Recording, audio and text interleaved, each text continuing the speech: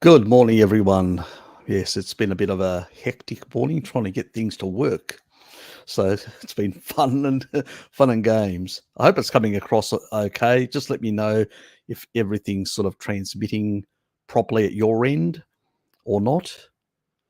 I don't know, it's been a few things like my machine's hung up a couple of times and I've had a bit of internet issues. So, cross your fingers. All is well. Okay, thanks, Lukey. So, yeah. So hopefully everything from here on is going to be fine and without any basically bigger issues. Bloody annoying when this happens just before a live stream. G'day, Alien Drone Service. How are you? Lukey, always a pleasure.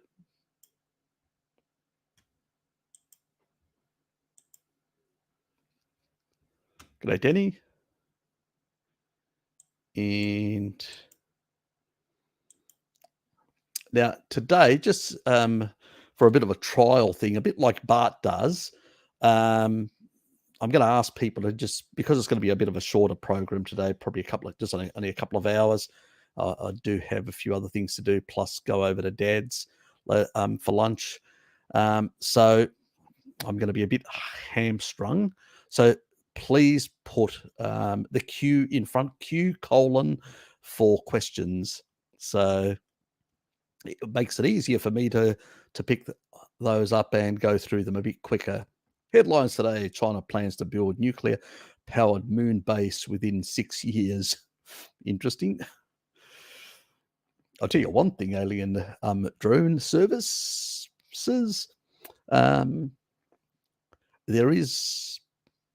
You can actually access on the moon a thing called helium-3.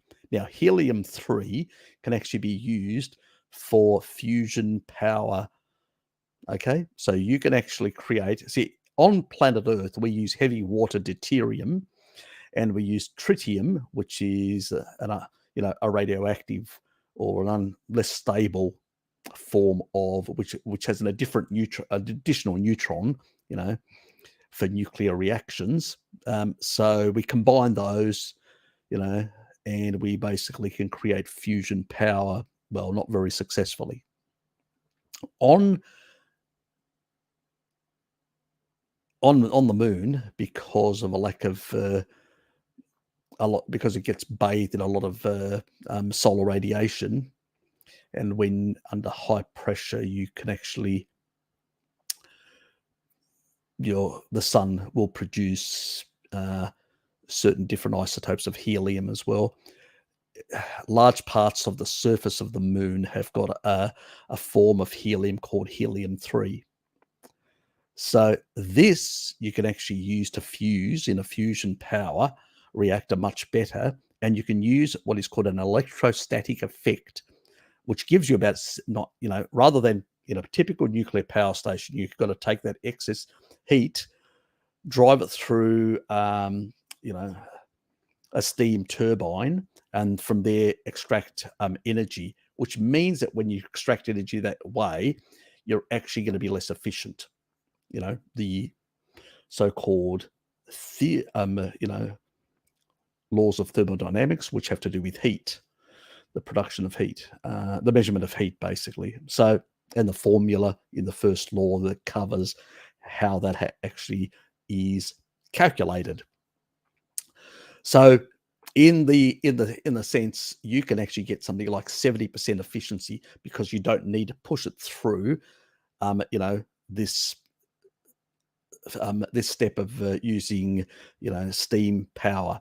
You can actually create an electrostatic effect on the actual surface of the vessel, the fusion vessel, and extract theoretically up to 70% efficiency, which is very high. So if they were able to exploit that resource, they could basically create the best type of fusion reactors in the long run. So yeah, let's put it this way, it's gonna heat up competition on the moon between the major powers because of this strategic resource that nobody knows about, helium-3. So expect Star Wars. Yes. Anyway, I suspect you'll be providing some services in that domain, alien drone services. I'll be in contact. Anyway, let's move off. We've had our frivolities. Yes, alien drone service. Have you seen the Paul versus Kinberry discussion? Paul admitted. Yep. That's the one that I did the recent videos. Yes, I think he probably has. A lot of people have in that regard. G'day, John. Put a bet on black on red for me, or black, whatever you like, on the roulette wheel for me. Just go crazy. No, I'm just joking. My game is basically, my favorite game is blackjack. And I used to be a pretty good card counter in the past. So I do play a bit of Texas Hold'em nowadays, which I'm not too bad. I've actually have won tournaments in the past, but I'm just a bit less involved in those things nowadays compared to what, but once a good player, always a good player in my book. So I still play online a bit, so I have a bit of fun. But the only problem is a lot online, John, is when you beat these, little kids, teenagers or younger people, they got an ego, or they get, because they get their asses whipped, they just walk away. So they abandon the game. So even if you're sort of winning, you're being abandoned, and you go, oh, what's the purpose of this? So yeah, because they got no money on the line, so it's just the way it is. They rack off. Anyway, I'll move on.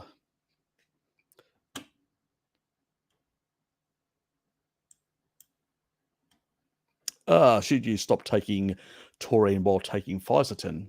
Nope. Actually, the combination, Jenny, is what we get the biggest effect. So in the evening, in my Fisetin video, I sort of explain how you take in the morning. If you haven't seen the Fisetin video, it's under, if you look under the cancer videos play list, you will find the Fisetin one, how to enhance it. It's the later one. It's towards the more recent videos, well, a couple of months ago. And it actually talks about how taking taurine in the evening to normalize cortisol, to bring down cortisol in the evening, because blue light is the other thing. That's why we need blue light blocking glasses, like the ones that I wear on some of the videos that I do in the evenings. You need blue blocking glasses to bring down the blue block, because that increases also cortisol.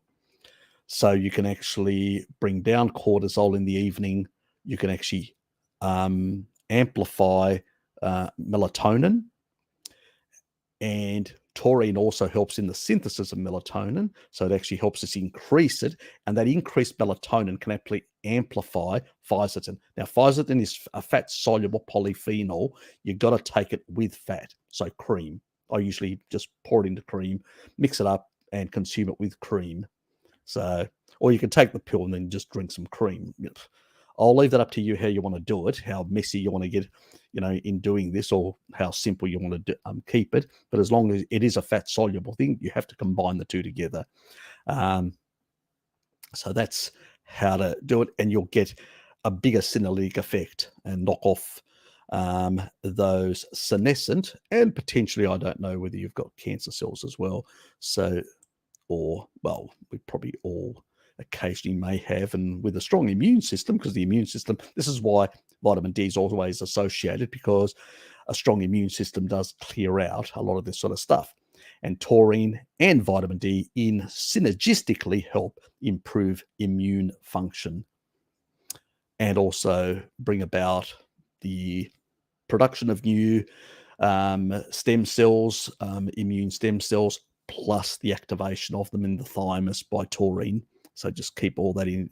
It's the old, salt, sun, and meat. The sort of ancestral way of living, as much as we can in the modern world. It's not always easy.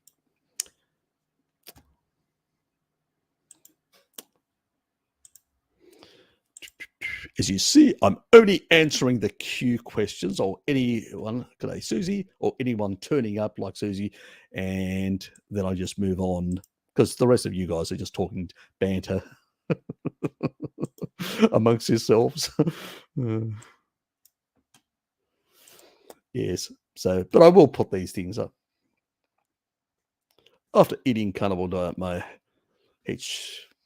HbA1c has increased. My red blood cells must be living longer. Yes, they are. Is there any way of qualifying the average life of red blood cell? Verifying speculation. Yeah, look, there is. Certain things will increase and decrease. Like, for instance, fructose has an effect of inhibiting like ATP and also affecting red blood cells. So that's probably what what Paul's seeing, a quicker turnover, and so a reduction in A1C, but so that doesn't tell me anything. You'd have to basically do a test to find out what his glycation levels are. And as I said, people can fabricate things. They can just stop doing certain things for a certain period of time and just fabricate their tests. That's why I say that's why I don't do any tests. I say don't trust any tests do your own tests, basically, if you want to know. Don't take anybody's word for granted. The difference is I'm not selling any products on my channel. I'm just out there. I had cardiovascular disease. I've been recently discharged by the Cardiology in Tasmania. I'm only the first one to be discharged. I don't have any fibrosis anymore. So, but you have to do your N of ones on these sort of things and work out what is good for you and what isn't. Anyway, yes.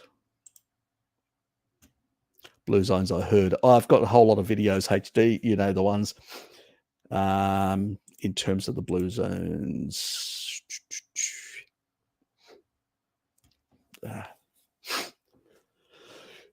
Got a bit of a nose thing today, but anyway, we'll move on. I'm nosing around. Anyway, do some populations have less of an ability to digest fat? My heart rate increases and I feel less day to day in high-fat carnivore versus moderate fat. Well, there can be a lot of things. Like when you get some of these symptoms, they could indicate a gallbladder issue, a pancreas issue, a number of things. A lot of us have not been ancestral all our lives. And so, I've gone through some of these things. The other thing is, remember the calcium video that I did recently? Have you looked at that? Doing a pure carnivore diet with low calcium. And if you're one of those 24% of people, like this guy here, that has those genes, if you do a pure carnivore diet, as I did in the past, I did paleo without dairy, and I got heart palpitations and a higher heart rate increase. And I was wondering what the hell's going on. I put dairy back in and went away. I didn't know at the time that it was calcium, that basically I can't absorb as much because, my ancestors were pastoral. They consumed a lot of dairy, and you require a certain level of calcium, but excess calcium isn't good. Too little calcium isn't good. So most carnivores, which is the majority of the population on the planet, 76%, can actually absorb by eating extra meat. They will absorb protein itself, can actually help absorb more calcium. And also the regulation of ions, all ions, including calcium, magnesium, potassium, selenium, all these whatever ions in your body, taurine in the meat also plays an osmotic regulation throughout the body. Very important. The biggest problem with calcium genetics is that a proportion of the population have had these alleles that have downregulated the absorption of calcium. And many Europeans do have it. And it's probably the reason why a number of populations around the world, but in particular Europeans, tend to have higher osteoporosis and all that. So without knowing your genetics, when people usually tell me that they've got those things on a carnivore diet, I usually go, it may not necessarily be of the fat. Now, fat can cause issues with your gallbladder and all this sort of stuff. Because remember, your heart, gallbladder, pancreas are all in close proximity. They can put stress on each other and cause some of these issues and all that. So it could be just you need time and be patient to basically improve that. But, you've got to play around with things, a bit of an experiment, do N of ones without genetic tests. I can't really tell you exactly what could be the driver. I can just throw things out there, and you need to do N of one experiments on yourself to see, Anyway.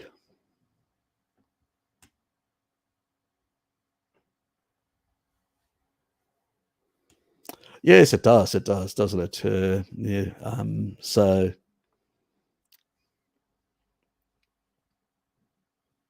I sort of look back at my images back in my 40s, more than a decade ago, and I'm 56 now, and I go, yes, there is a bit of a difference. It has improved on that front. And even Hello Kitty, my neighbour, she knows me quite well, and she goes, it's not as obvious you can ask her if she comes into the stream, but she knows that my skin's much better than what it used to be in the past.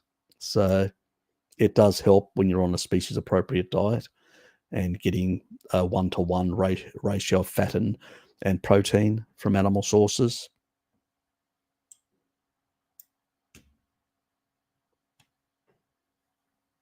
Yeah, the Kraft test, still, if you're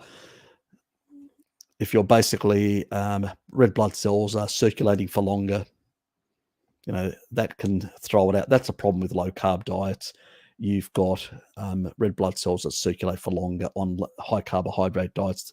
They get recycled quicker, so it's not the best. I think the insulin sort of is as you're pointing out, is probably the best thing to look at, insulin sort of levels. But even there there can be issues. We can over respond.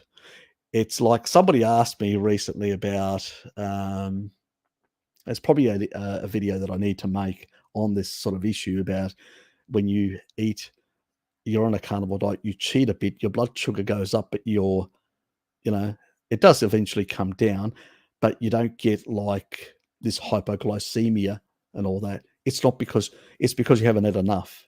You've had a certain amount and you may be physical active and all that. I'm going to do a video for this week and actually explain some of the nuancing, why people are seeing certain things and all that, and to understand what is actually happening. And I mean, even recently, Hello Kitty, she actually overdid it and then spiked insulin, locked out her ability to access fat on her own body, and she had a hypoglycemic shock.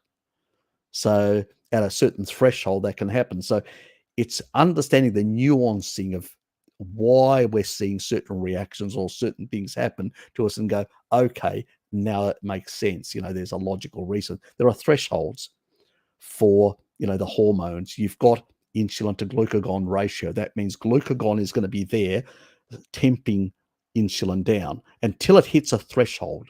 Anyway, without giving too much, you know what I'm getting at, but it needs to be explained for people that may not be here at this live stream to understand the nuancing, that there are these things, and it depends on your lean body mass. It depends on all these factors.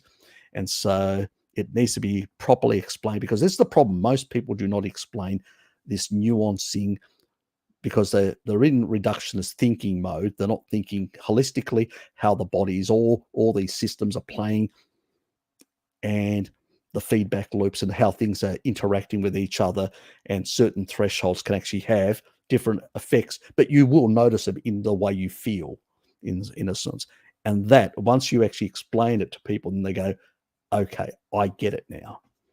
So I've done some of these experiments myself to work out these sort of things deliberately, so you guys don't need to do them. So yeah, not a problem. I'm using Fisetin to clear out Omicron infection. effects. Fair enough. Yep. Clearing out senescent cells or, infected cells. Yep.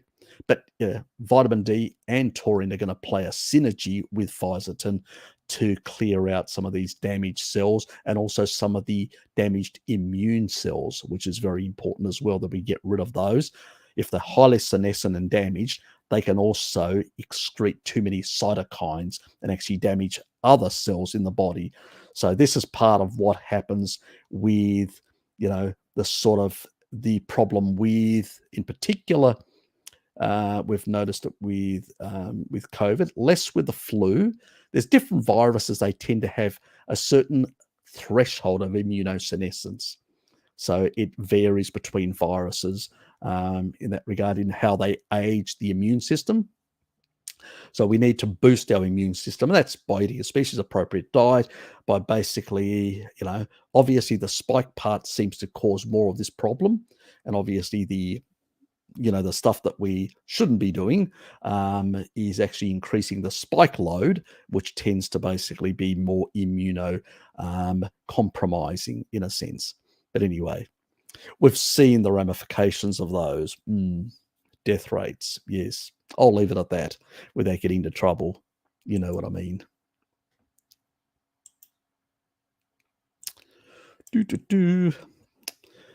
Are there certain program parts of aging that can be stopped or reversed?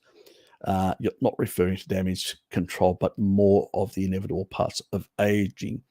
There are videos coming on this, and they will be early next year that I'll be doing a series on aging, what is bonkers and nonsense and what isn't. So I'm going to leave it until then.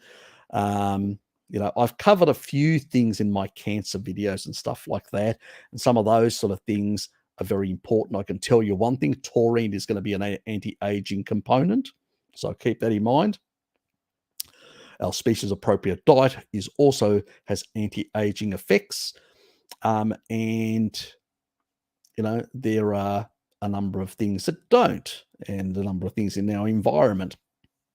So there's the environmental impacts as well on aging. So it's not only diet, it's also stress can also have an effect on aging. So that's that's another important facet: managing stress, managing lifestyle factors, earthing yourself to get more to reduce the positive charge in your body and actually increase the negative charge in your body. So we want more electrons, to basically, so earthing to the planet, to Mother Earth is very helpful in that regard. So there's a lot of anti-aging strategies we can use. I mean, I've done, if you go back my early videos, live streams, I actually show people the bands, those bands that you put around your feet to earthing bands and all sorts of things. So Bart's covered a number of these things as well in his videos. So it's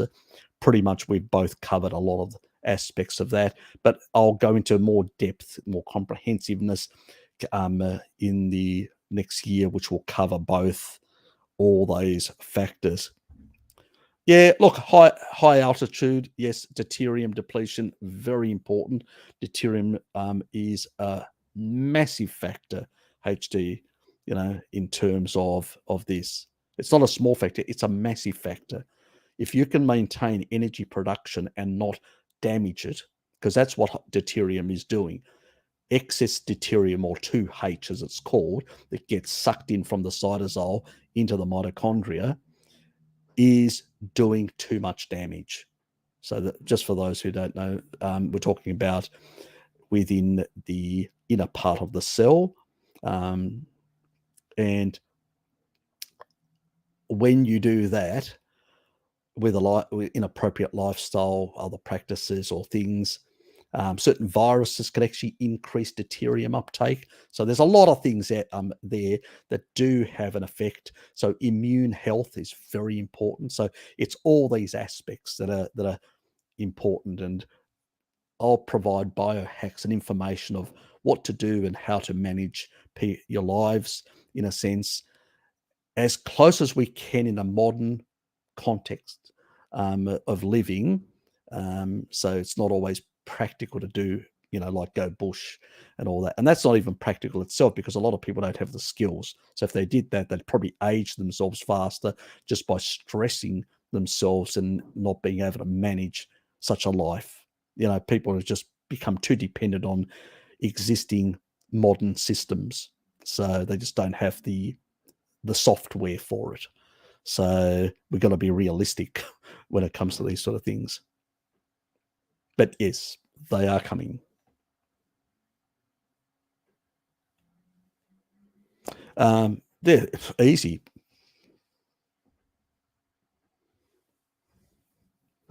It shouldn't. Most people get constipated. It depends on the gut microbiome. If you've got certain pathogenic bacteria, you will get diarrhea. And then once you eliminate those, you can get, if you don't have enough of the lactobacillus strains, and that means doing kefir for a couple of months, you may end up getting then, constipation. So I have done videos. I do have some playlists which cover a lot of these points. So do go away and look at those playlists. There's one on the gut and one on the microbiome, and I cover a lot of these issues comprehensively, and how to regulate the digestive system. So I do intend doing a comprehensive one video that covers all these things and sort of ties it all together. But most of the stuff that's in there is going to be in this comprehensive video anyway. That's just, for me, is sort of pulling it all together rather than anything else. So, but if you look at all those videos, you'll get it in that regard. Sardines are a good source. You could bone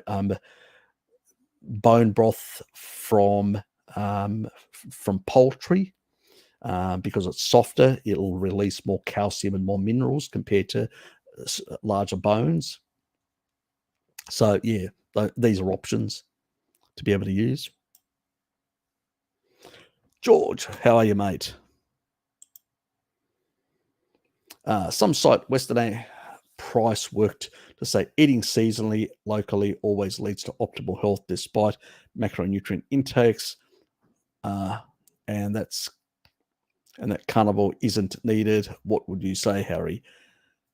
Now, Western Price, when he actually went around in an era that was in the 1920s, 1930s. Back then, we didn't have refrigeration at all. So most things were basically not highly processed things, one. Second, they also had food traditions, where they deactivated the anti-nutrients. I'll give you an example. They would basically take flour, which also wasn't hybridized, had low gluten, and sometimes the Zea bread, for instance, had practically no gluten. And they would ferment it for 3 days, and they would make a bread out of that. And then they would use raw milk, which is high in lactoferrin, which would bind the lectins in the actual those carbohydrates and eliminate them. Plus, because the carbohydrates were expensive to produce, we didn't have modern day agriculture with tractors and cheap fertilizers and all that. The cost of these things was much more expensive, so you consumed less of it. Carbohydrates were about a quarter to a third of the intake. The rest was animal foods primarily all year round. So these people had a 2/3 animal food. If you take a look at the Blue Zone videos that I've actually made, I cover a lot of this sort of stuff. So these people were far more optimally eating compared to people today. The other thing is, a lot of these people were quite physically active. So that any amount of sugar they were mitigating through their physical activity. They were also under eating. Most cultures in the past underate for reasons, economic reasons, and also for cultural reasons. So there was all that. Like in Japan, they only eat up to 80% full.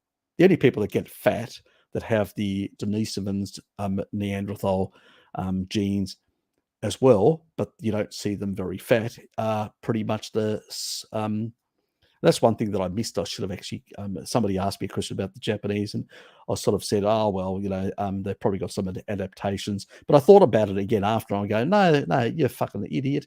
What'd you say that? I shouldn't have said that at all. Oh, that was just an error on my part, or a lazy error, to be honest. So stupid. So really my sort of thinking now is, well, take samurais, they eat an excess amount of rice and stuff like that. They get bloody fat.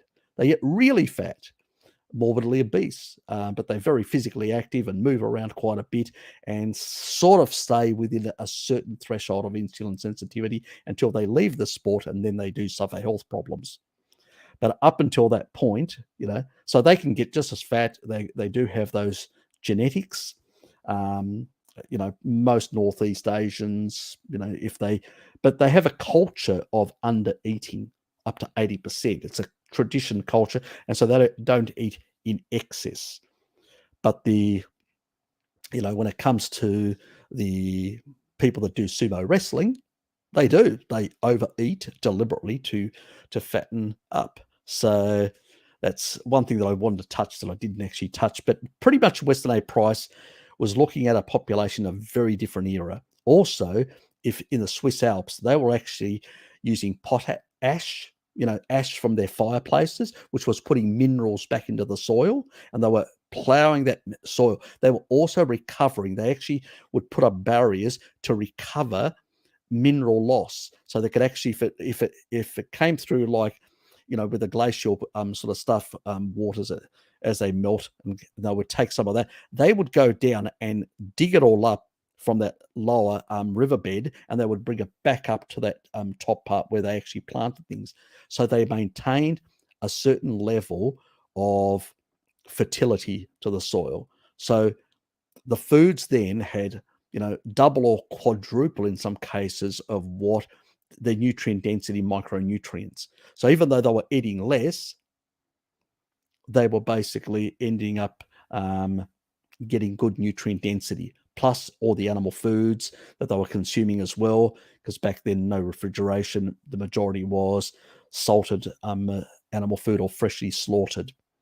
So it was 2/3 animal food, 1/3 plants. So is it as optimal as a carnivore diet? No, it's not. But is it doable? Yes, it is. But you've got to basically be physically active like those people were quite a bit, and undereat to some extent to be able to make it work. So is that practical for most people? No. I just basically rather just eat steaks and eggs and stuff like that, and some dairy and whatever, and and not bother with having to ferment foods. My father still does some lentils and stuff like that because he loves them, and I have to say I do like lentils as well. I grew up on them, but he has to soak them for a whole week. It's just excessive amounts of labor that you have to do in order to bring down the anti-nutrients to make it less problematic. So waste of time in the modern era. But back then, when you had limited food resources, it was justified based on, we just need to get as much as we can. Carnivore 78, my father's family, beef farmer, my mother's family, dairy. This is a piece of gold, Harry. Not a problem. Hope you're enjoying it. Yeah, look, my sort of ancestry on my mother's side and father's side. My mother was from the lowlands, but her father's side and her distant mother's side came from an area called Theramore, which is a sort of a mountainous area in western central Greece. And so that's where my mum came from. And dad comes from a mountainous area. It's on the borders between two of the biggest provinces, which in some of the highest elevations. They just get snowed in. But anybody that knows that area towards Garbignisi, it's basically just pastoral, 100% pastoral, goats and sheep. And there's a river there, and I remember pretty much my auntie back in the 70s, it was goats, a lard, because they had pigs that slaughter, those sort of things. fish, for instance, and the fish was actually cooked in animal fats. So you'd get the sardines and you'd cook them in animal fats. It was beautiful. I mean, the taste was, I would just, as a little mongrel that I was as a child, I'd when she wasn't looking, I'd pinch a few extra. So, yes, as you do. Up Syndrome, how are you, mate? Good to have you here.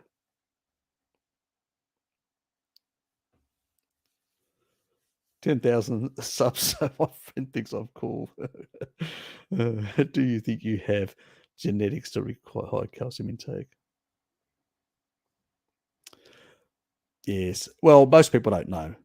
I think the giveaway, Lukey, is if you reduce your calcium intake, your serum calcium drops, and you start getting heart palpitations and things like that, it's a giveaway that you require more calcium in the diet because you probably have those genetics. It's sort of a giveaway. You're in that, unless there's some other factor, that's always a possibility as well. But usually that's what I find for most people. They throw in and then it resolves the issue for them. Another question from HD.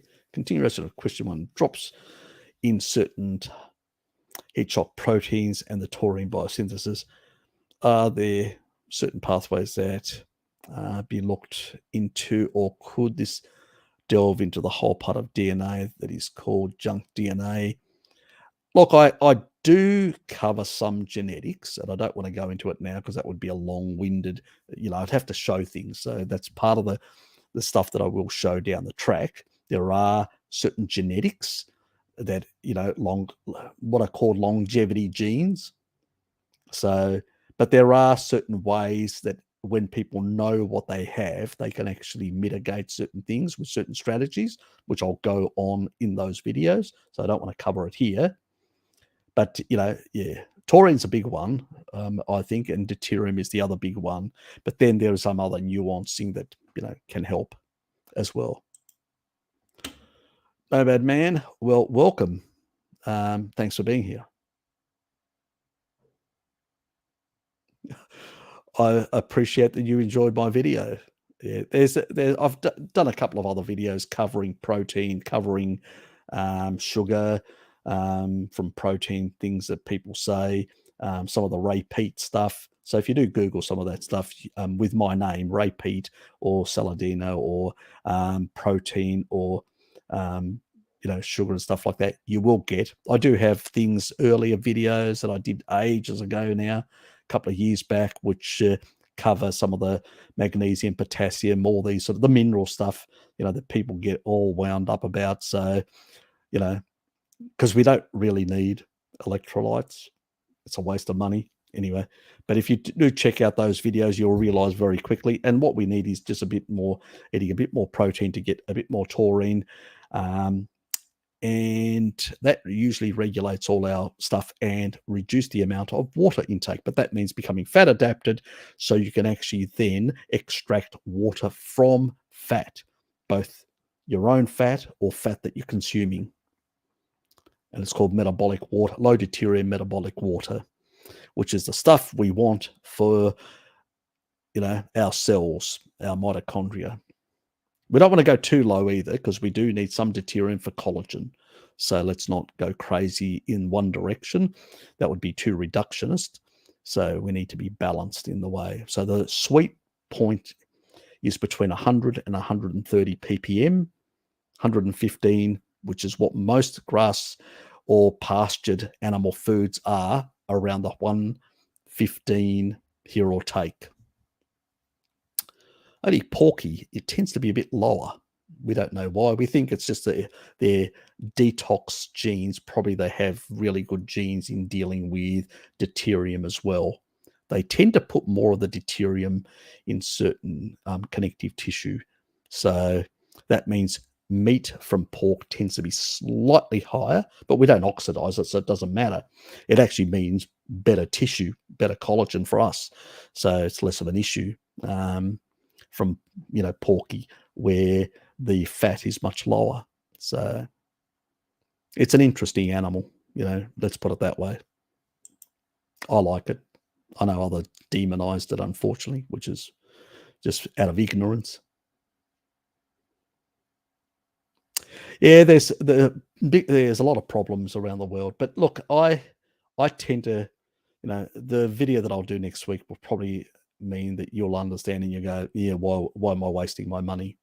I tend to find a lot of these things, if you're eating ancestrally and you understand what is causing what in terms of some of these fluctuations and derangements or alterations that we notice, yeah, that'll be explained more clearly next week in a video that I'm going to make to cover those points. And there's also one that I've been umming and uhing about doing in regards to Paul Mason, which I do subscribe to, but he's annoying me about something and I have to get it off my chest. So you can wait for that next week. Yes, again, I'm upsetting people. They're not saying the right things, so they deserve to be upsetted. Anyway.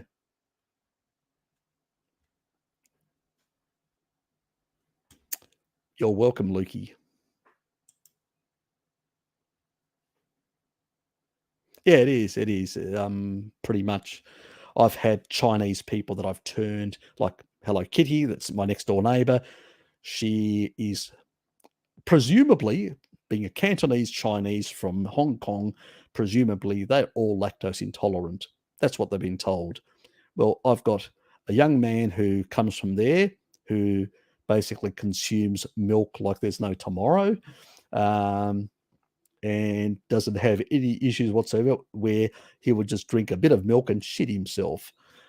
So pretty much that doesn't happen anymore, and he doesn't have any lactose intolerance, and neither does Hello Kitty, my next door neighbor. So it is BS. It can be sorted, but it does mean to sort out the gut microbiome, and it does mean kefir, it does mean taurine, it does mean all these sort of things that I've been talking about that are in all those videos. It does mean suppressing certain pathogenic bacteria with Deuterium. It does mean doing those things. It does mean putting up with a bit of, let's say, adjustment discomfort for over a few months, but that's how it is. It does also mean doing, a certain level of B vitamins with synergistically with the vitamin D, a higher dose, in order to provide fuel or resources to the beneficial bacteria that exchange B vitamins in the gut and those sort of stuff, which I've talked about. You guys have probably heard a lot of that sort of stuff. So, bad memory. Do you just get up? Well, Mr. Baby is. And he used to have gut problems anyway. So what are you talking about? Anyway, I got my coffee here. I forgot. It's cold.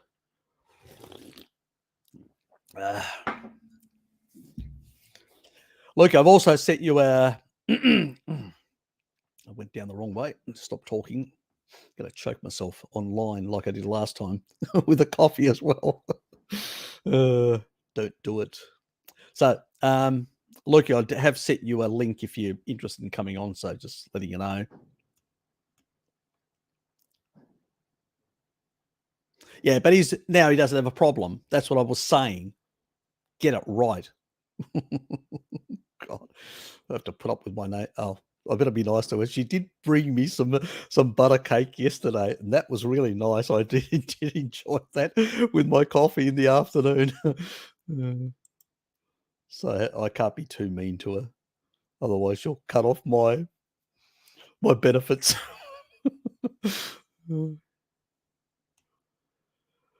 Okay. I don't think. Yep. Yeah. Anyway, as I said, stick to the Q questions, Harry. Can dairy be considered very insulinogenic? How does the insulin response from it compare to other animal foods? Yes, like whey can be very even more than sugar, but it doesn't. It's like a spike and then it sort of comes down. But just because it's doing that, it doesn't mean you're necessarily engaging the Randall cycle. So we're not talking about excess energy. We're talking about excess signaling. It's two different things. So I think sometimes we confuse. Insulin plays a lot of roles in terms of signaling in the body for muscle protein synthesis, or general protein synthesis. I should use that term, not muscle. There is muscle skeletal. Let's not forget bones are mineralized collagen, which is also requires protein synthesis. So all protein synthesis requires some signaling, and that's directed via leucine. And I've done a video on that. And leucine is and so the level of magnification of signal can vary and depends, but it's not really I think it's overdone. It's when it's chronically elevated, like engaging the Randall cycle, excess energy from carbs and sugar, the standard diet. That's when it's a problem. For signaling of protein synthesis and stuff like that, less of an issue. You can have a couple of glasses, like a liter of milk, and still be below the 50 grams. And pretty much, if you don't have excess protein at the same time and just drink the milk, you can still be in ketosis. So if you have like a glass of milk in the morning, then 2 hours later have another glass of milk, then 2 hours later have another glass of milk, and 2 hours later have another glass of milk, you'll still be way below the 50 grams, and you can still be in ketosis. I've done the experiment myself, and anybody can do it. So we're talking about, in order to knock you out of ketosis, you have to have like excess in terms of substrates coming in. And it's usually when people either consume a combination of sugar and fat and they engage the Randall cycle, or they do the other thing, which is they keep your hands down, Harry. And they do the other thing is where they have excess, intake of protein, which is a good thing. Actually, we don't want to be in constant ketosis or breakdown.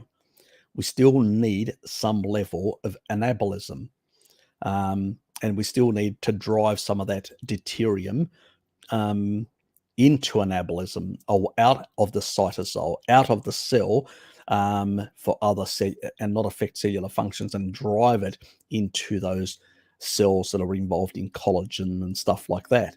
So that's where we drive it, and that's where we need to also build those protein structures. So even reverse Krebs cycle that I talk about has some role in certain circumstances, and standard, some of the Krebs cycle functions also have a role in the synthesis of certain proteins and stuff like that involved. So more heavily involved in collagen type, and muscle fibers. But, that's me going into other things. But pretty much I don't really get too concerned. If you're having a glass of milk with some beef, I don't have a problem with that. If you're basically having a glass of milk with a whole lot of sugar and, a combination of a fast food meal, that's going to magnify the insulin to glucagon ratio massively. And so glucagon will be suppressed, insulin will be through the roof, and that is basically the consequence of what is the construct, because there's no measurement, there's no reality of insulin resistance. It's just basically over amplification of signaling and a state where you've got a Randall cycle activation.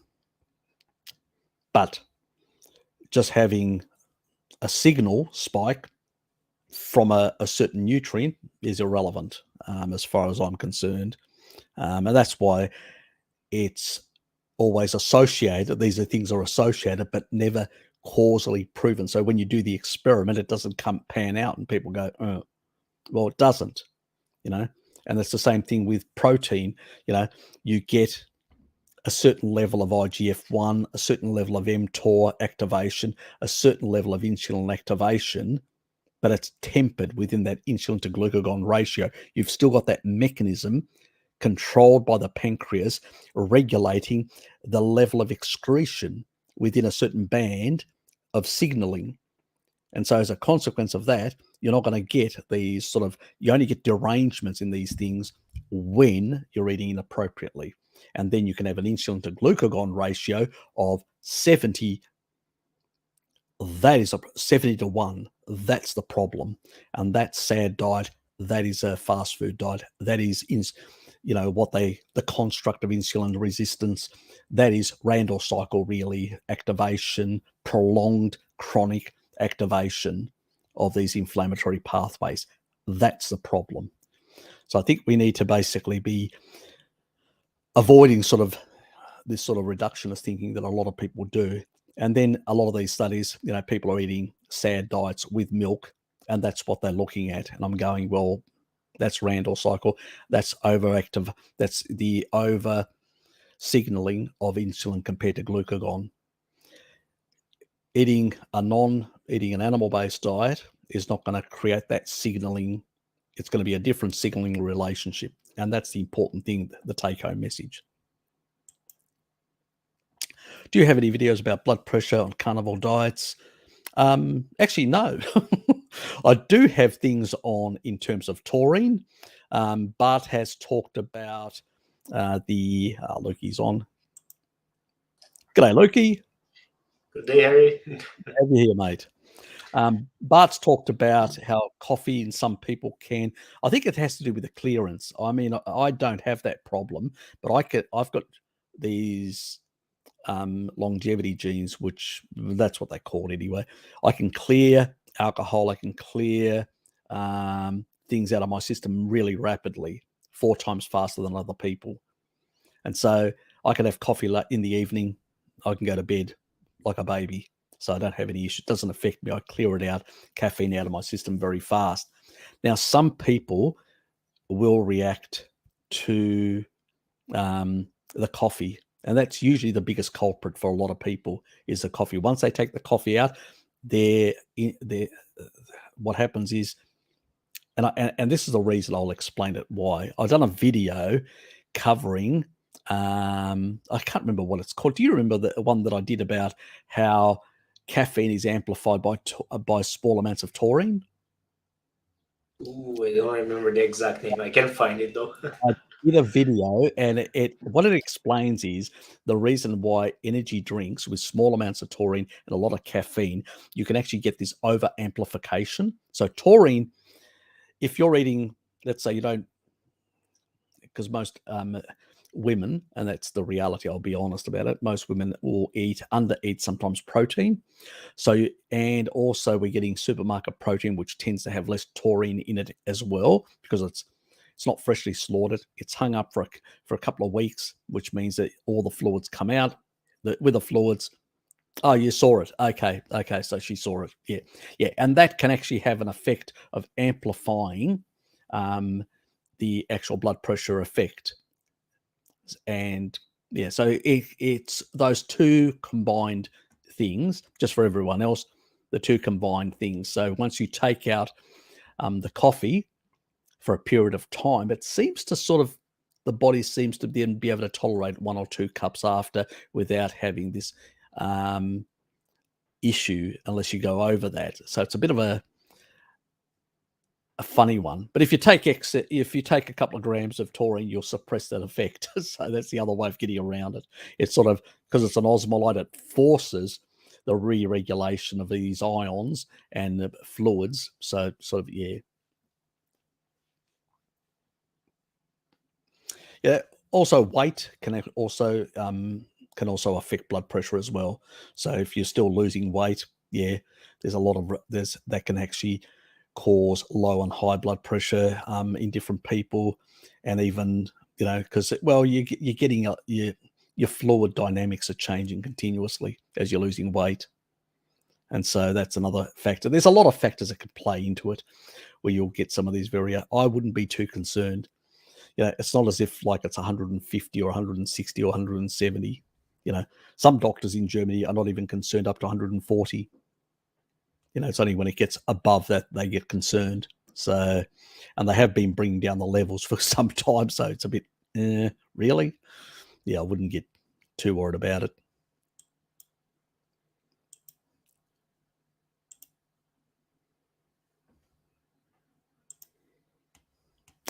G'day, Mike. How are you? What about spices and herbs? That's there are anti-nutrients in spices and herbs, but do I use some occasionally? Yes, I do. I do consume raw milk as well, which is I do get a certain level of lactoferrin, which I know that will mitigate some of those effects. And I do consume certain levels of dairy, which I know, and in particular raw dairy, which I know has a bit more lactoferrin compared to the commercial stuff. So that's going to be helping there as well. But is it species appropriate? No. Do we like the flavors? Yes. I leave that up to people to decide on that. I don't get too wound up. I tend to do 90% plus, usually most of the time 95% plus, but I'm not a Puritan. Even our ancestors occasionally in the interglacial periods, let's say, cheated. So, Yep. I I do have to say that, like, growing up with like Italian cuisine in my family, I like have this tendency to like the nightshade vegetables and lots of onions and garlic as well. But as the months went by on carnivore, I don't feel myself as drawn to those spices as I used to, especially the onions. Like, I really like onions, but whenever I have them, the gas is so unpleasant that I'm like, yeah. I don't want to have them often anymore. I find that as well. I did love onions, and recently, probably a couple of months back, I actually tried onions. And I'm going, no, I don't really like this effect. And, obviously, because what happens is we downregulate a whole lot of enzymes, and we tend to have much more difficulty then to process some of these plant foods. So when we do have them, our body goes, well, you've been giving me meat and dairy for some time. What the hell are you doing? So it usually is like a bit of an assault to the system. I've found myself recently, I don't really use a lot of herbs. I've really dropped to salt, sometimes a bit of pepper here or there, a bit of rosemary. That's about it. I haven't even bought a oregano for ages. I just use a bit of rosemary. That's probably the only thing. And even that I haven't used now for a number of weeks as well. I've sort of dropped to just doing salt. So it's, yeah. I think, look, there are compounds. Some people can tolerate those compounds better than others. I don't. I'm not the carnivore police telling people how they should basically live their lives. I have people here that come to my channel that subscribe to me that are vegetarians, that are low carb people and all that. And when they do ask me questions, I try and help them, provide them the best optimal way of actually even doing, sort of vegetarianism with some seafood to get minerals that they would be missing out on and stuff like that, with certain crustaceans and stuff, which they sort of can do that sort of stuff. Dairy, like the old vegetarians used to do, and eggs and stuff like that. So as long as you're doing more of that and very little plant matter, you can still do an optimal, what I call like a semi-carny vegetarian diet, So there are all sorts of options. Some people just, don't want to do the meats for their own reasons, that we can get some of the nutrients from other sources and all that. They just need to keep in mind that if they're having a lot of the other crustaceans, they will tend to get a bit more copper. They will have to put in some level of oysters in there just to make sure that, they don't go too much high on the copper side of things. So that's the critical component. But otherwise, it's certain things are doable, especially in today's world.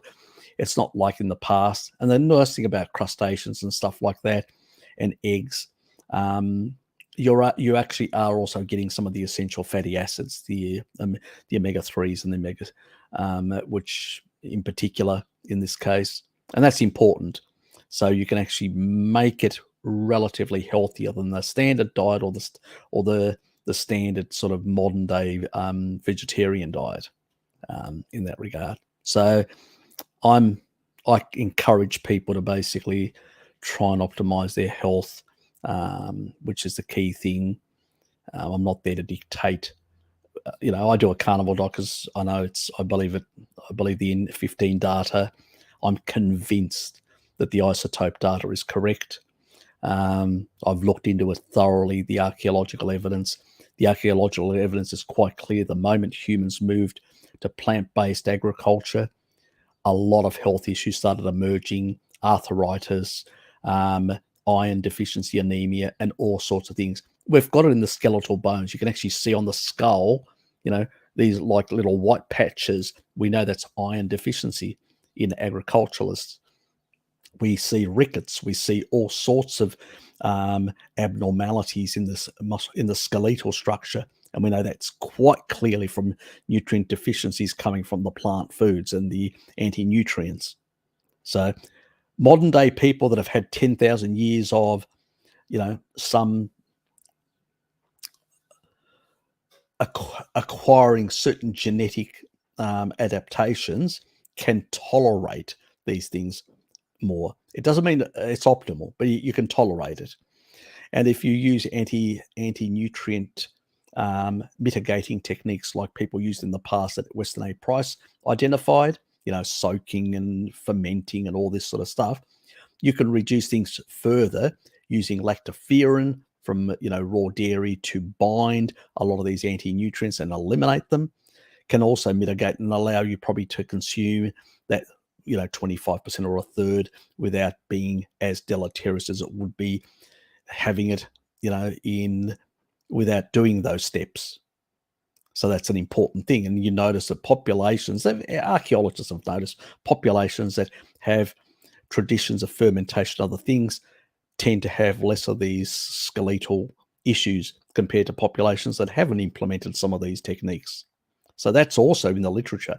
It's all there to be found if people look in that regard. But that explains a lot of that sort of stuff, which is really important that people understand.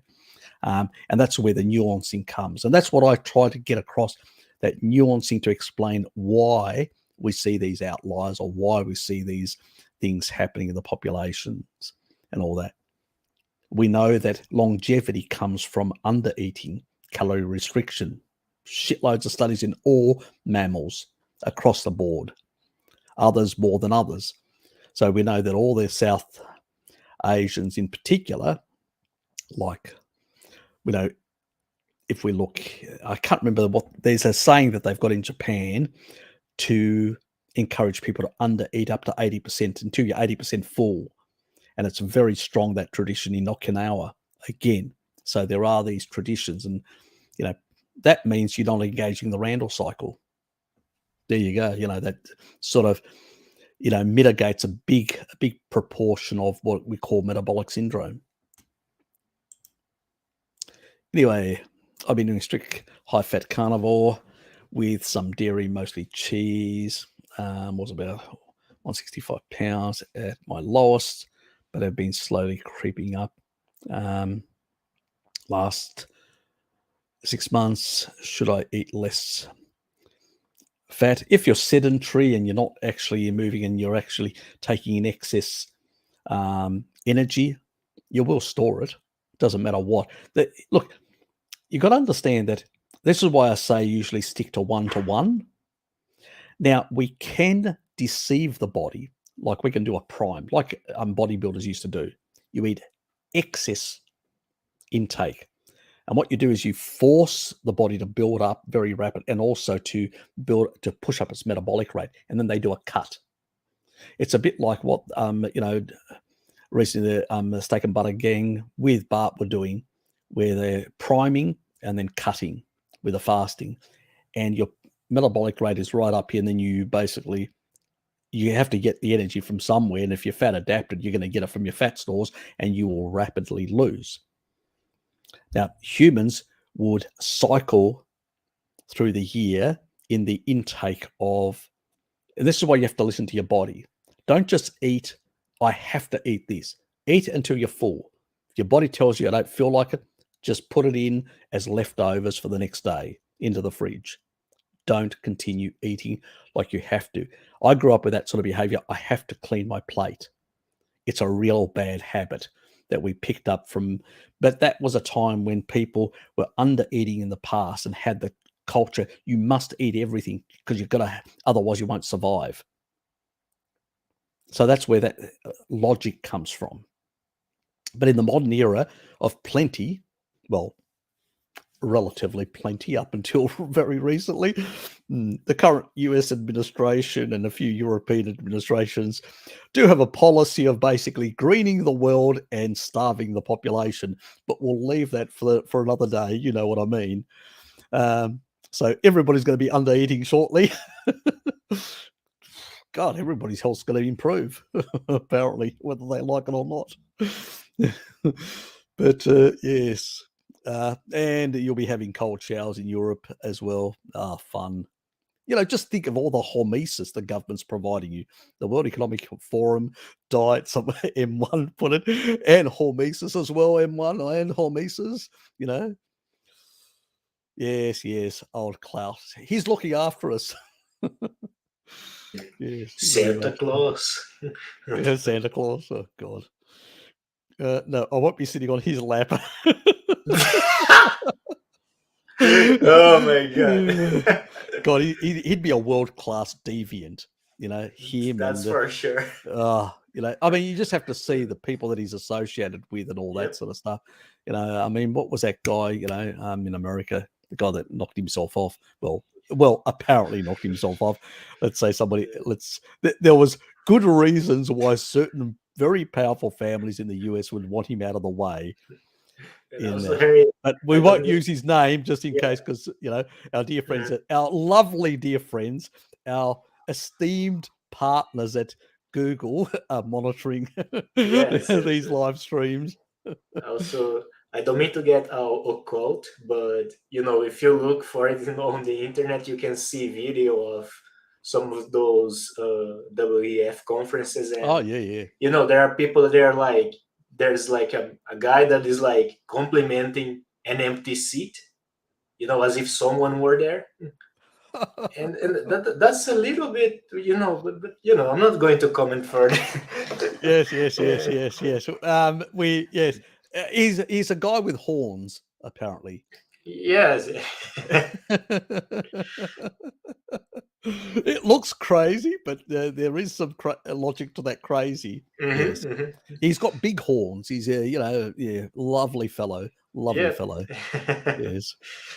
Oh god. Yeah, he does actually do a snake act as well. You know, with an apple. Precisely. That's precisely the one. Yes, but getting back to Daddy before I blow him off. Yeah, I would say that, look, the thing is, excess energy, you got to put it away. Simple as that. So if you slightly reduce your energy intake, that means if, you know, to your satiety signaling, your body will adjust back to where it should be. That's what it automatically does. You don't have to calorie restrict or anything like that. That's heat anyway, but you know what I mean, energy restrict. You don't have to do that. You just have to listen to your body and eat to satiety and not excess, and not force yourself to eat more. If you don't, put it in the fridge. Don't eat anymore. Sort of is the way to go. Anyway, g'day, John. Does this distilling water reduce deuterium content? Nope. You've got Buckley's chance there, putting it in the. You really have to go through this process of putting it through this tube of tower, where they heat it up, and they actually, the fractionation is deuterium is sort of heavier, so it'll actually end up at the bottom. And the higher you take the water, you end up with less deuterium, lighter water. So light water to heavy water. It's the old nuclear power sort of thing, how they used to use river water to basically increase the heaviness eliminate the other out of steam. It's actually what they use in nuclear power, for nuclear power stations, the technology. Get the rest out of steam, and the rest that's left behind is heavy water, high deuterium water.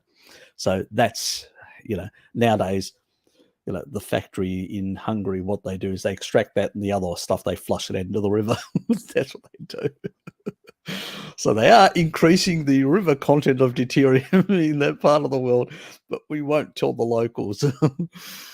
Anyway, yes, there's no free lunch, let's put it that way. Yes. You get one benefit, you can create other problems within that locality.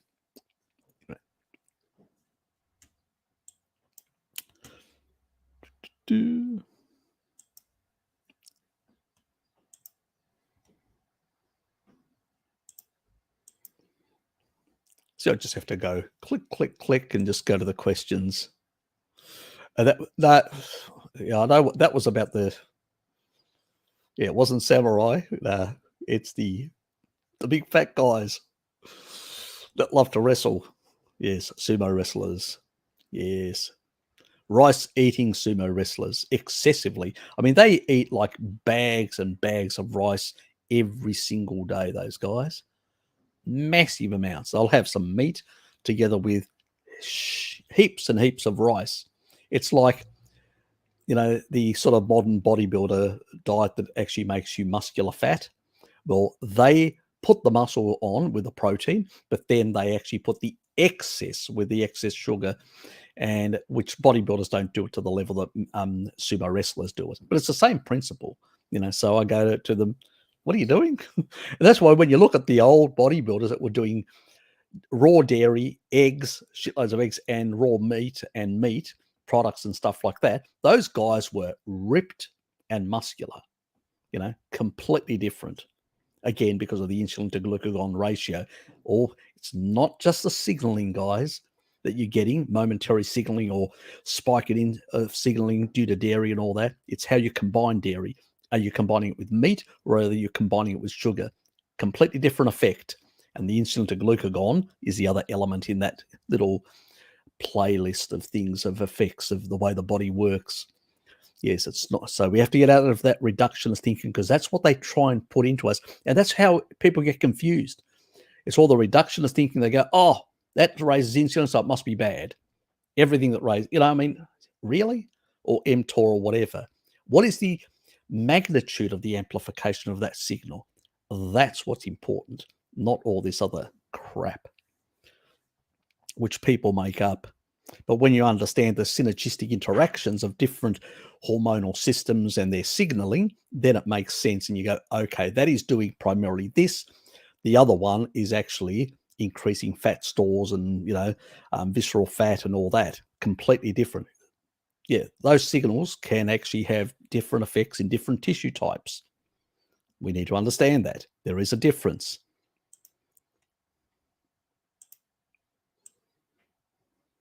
Oops.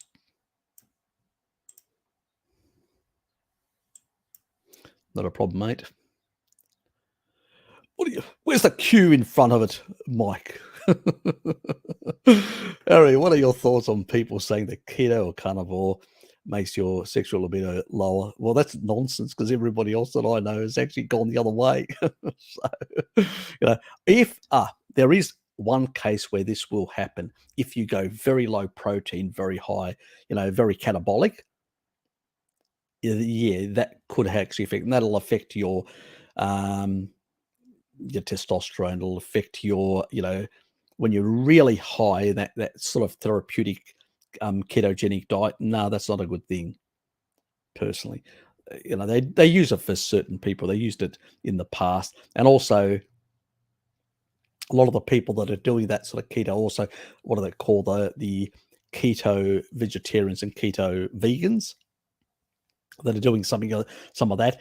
That's a different kettle of fish completely. We can't compare the two. So there's those people as well. So their endocrine system is in the toilet because they're basically starving themselves. They're on a fasting mimicking diet. That's what really a vegan diet, a traditional vegan diet that just basically, fruitarian or all these sort of things, they are really fasting mimicking diets. That's what they are. Really under nutrition, and it causes a lot of these problems. You just see it. They do it all the time. And it's usually when women and men consume some animal products coming back from the veganerized community, it resolves. But, excess ketones is not the thing that we're hunting for. Even the Maasai are running about a 1 millimole. And Mary, we know, actually took a whole lot of kits with her to actually test their blood sugars and their ketones levels of all the tribal people that she did. So she did proper research, and she was doing it on a daily basis, before food, after food, all this sort of stuff. And she noticed that, as she said, remember the video that I did with her interview, it was pretty much very close to that baseline of 1 millimole, for most of the day.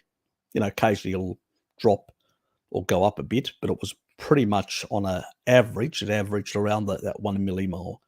These people are probably running, 2, 3, 4 millimoles, really high levels. And yeah, if you do that chronically, you're in a catabolic state chronically. Yeah, you're going to get those problems. Yeah, that's a different thing altogether. But no, that's just nonsense, pretty much. Because if you're eating enough,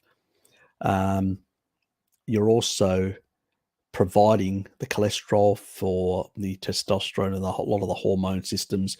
You're providing enough taurine to regulate a number of systems. You're providing enough choline, which actually mitigates a lot of this. Like, these sort of nutrients also mitigate, like DHT, and have a lot of these, sort out aromatase issues and stuff like that. But if you undereat protein, animal protein, you eat too much, you won't get those nutrients to regulate and affect those systems. So yes, they can happen on what I call on a protein restricted ketogenic diet or carnivore diet. Yep, there's a lot of people that sort of undereat protein for whatever reason.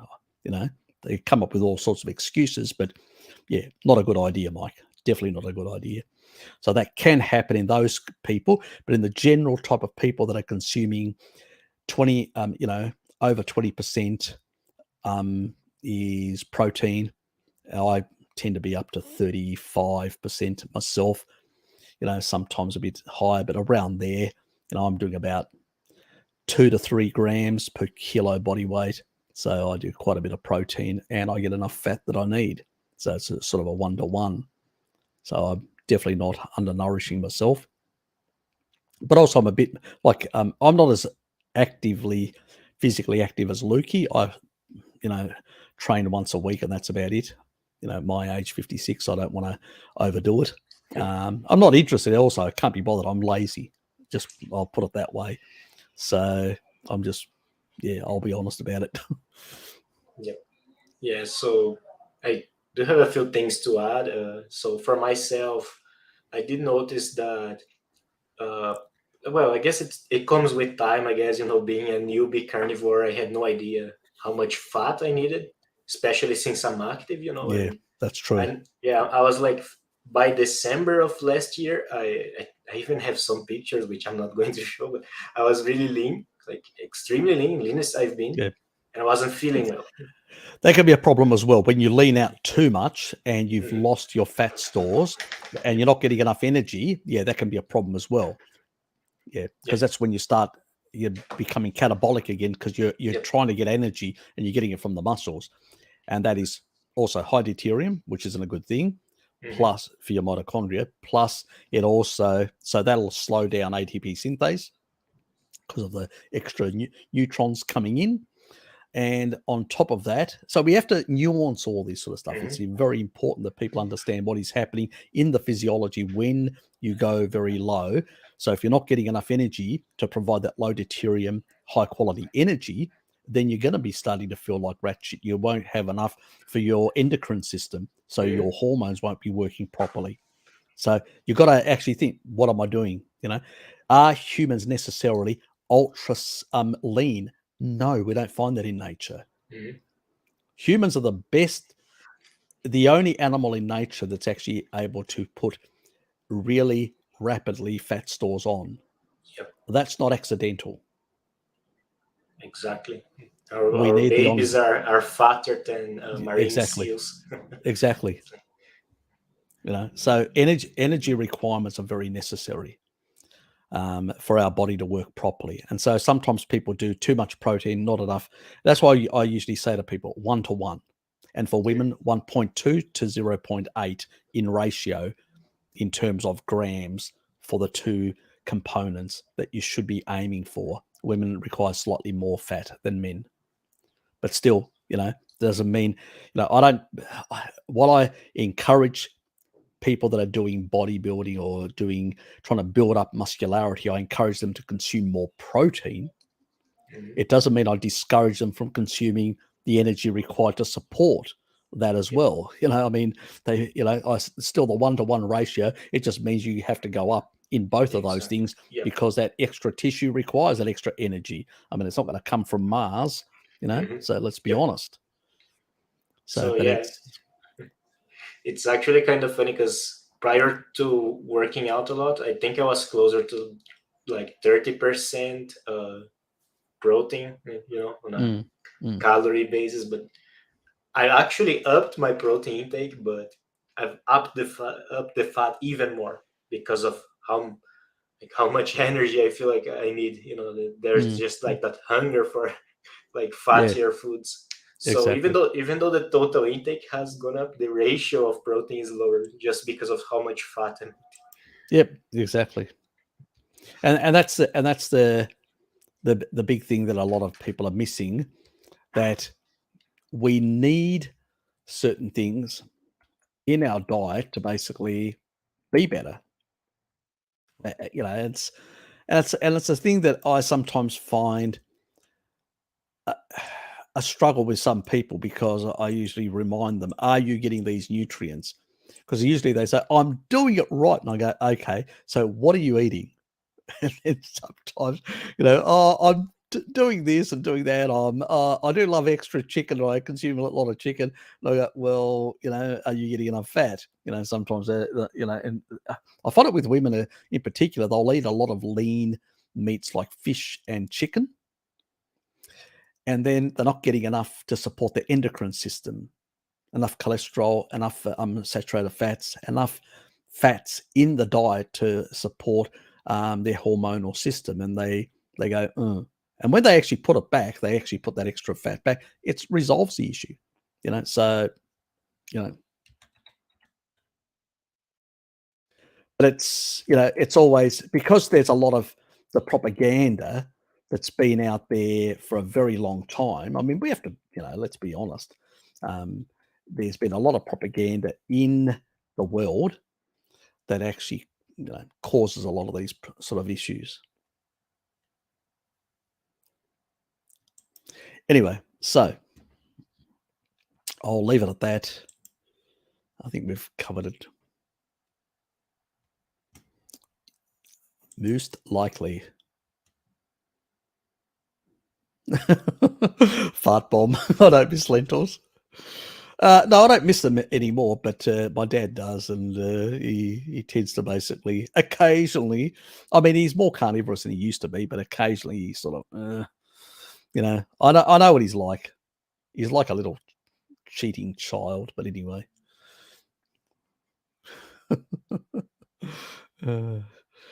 Lost Dragon Flyos. How are you, mate? Hi, Harry. I love your stuff. I know you don't think highly of Paleo Medicina. I don't. Sorry, but I don't. Look, I think they are doing some good work. I think that what I find problematic is that on their website, they've got a number of things that they put on their website that they shouldn't be there. They should be quite specific. This is therapeutic. This is not for the general public. And I think they don't make that quite clear. And some of their proponents say, oh, anybody can do that. And I go, well, probably, if somebody's highly deficient and all that, a large proportion of the general population probably would do better doing a Paleo Medicina. Don't get me wrong. But I also think that they're neglecting things like dairy and genetics, that 24% of people that have those genetics. And I've known people that have gone to Paleo Medicina, done that, had heart arrhythmias and problems like that they couldn't resolve, and they walked away from them, and they put the dairy back and sorted their problems and put a bit of taurine in and sort of re-regulated things, and they feel fantastic. So I don't think they have the full picture on a number of these things, but they're pretty good for the majority. The 76% of the population, they do pretty good work in general with people that have got chronic illness. Anything is better than the standard diet, So, but that doesn't mean that necessarily their work is the best standard, in my personal opinion. But I'm not going to, so.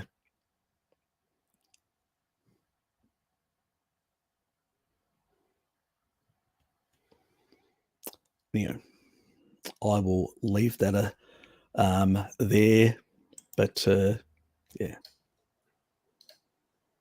So I was actually talking to this person on Bart server a while back, and they mentioned all this stuff about paleo medicine, and they also have, if it is indeed the same person, they also have Hashimoto's. So like you've had yeah, you've resolved your Hashimoto's and all that. So and you do dairy as well. Exactly. So not saying it's for everyone, but it's not necessarily the evil autoimmune trigger. Now, I do have a proviso on this, and I always say if people have gut permeability, I don't encourage dairy. If you go through my videos, I actually encourage people to use vitamin D, to use taurine to fix the gut permeability, the tight junctions. And once you've done that, then you can actually introduce dairy back in, and eggs and stuff like that. We try to minimize reactivity, and I exclude also eggs, not only. And I basically, how do I get the nutrient density into a person that's got gut permeability? With organ meats. So in that regard, I agree with paleo medicine, but excess organ meats also can be a problem down the track in terms of, so that they can cause other issues. So you've got to be, it's the right dose at the right time and all that. And when it comes to, cancer and stuff like that, I've done a whole lot of videos that cover that. It is a deuterium issue. And the only reason why a high-fat diet actually deals with it is because it's putting so much low deuterium fat in, it's diluting the level of deuterium in the body, inside the cells. And so it means that as the reverse Krebs cycle that's inside the cell, it can't pull, because it pulls in 2H, deuterium. And it actually damages the mitochondria even further, the electron chains, plus it actually produces shitloads of lactate. But if you take in taurine supplementations at a certain threshold, what it actually does is it heals all that, improves melatonin that heals at night your mitochondrial electron chains, plus you turn the reverse Krebs cycle the other way, you prevent H2, more deuterium coming in, doing more damage. And on the other hand, you're also forcing lactate through the Krebs cycle to avoid excess lactate in the system, or sugar. So you're starving both the cancer cells of energy, and you're impeding the glycolytic pathways. That's a different approach. And, I've got people that are in complete remission and have sorted their problems out. One, that lady that I've talked about from Britain, she was metastatic, tested herself, nothing in her system. So, and she used low deuterium water. You can use fat, excess fat as well. You could do it that way. That's the cheapest way of doing it, But at the same time, the problem with that is some people have absorption issues, malabsorption, that have a lot of problems. And the easiest way is just, if they can afford it, get the low deuterium water, dilute the levels, and start using the other techniques to heal the mitochondria, blue light, lowering that in the evening, using pretty much, taurine and Fisetin and all those sort of strategies. I've got a whole playlist on cancer covering a lot of these sort of things. And we do cover a lot. I do cover a lot on things like autoimmunity. One of the biggest things that will fix autoimmunity and also fix a lot of the cancer issues is vitamin D. And most people's vitamin D levels are very low. another neglected element. So even your Hashimoto's will be sorted with vitamin D in an ancestral diet. So it's, yeah. Anyway, move on.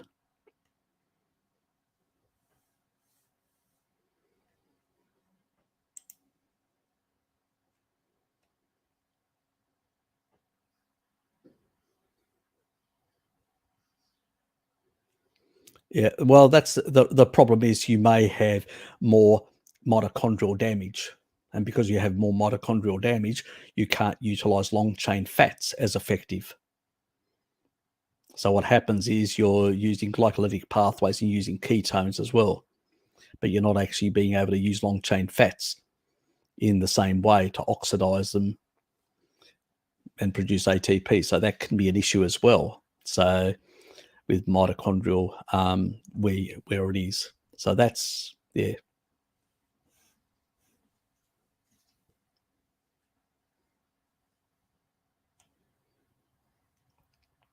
Definitely wouldn't be lowering my vitamin D. I'd make sure that I had it at the optimal height.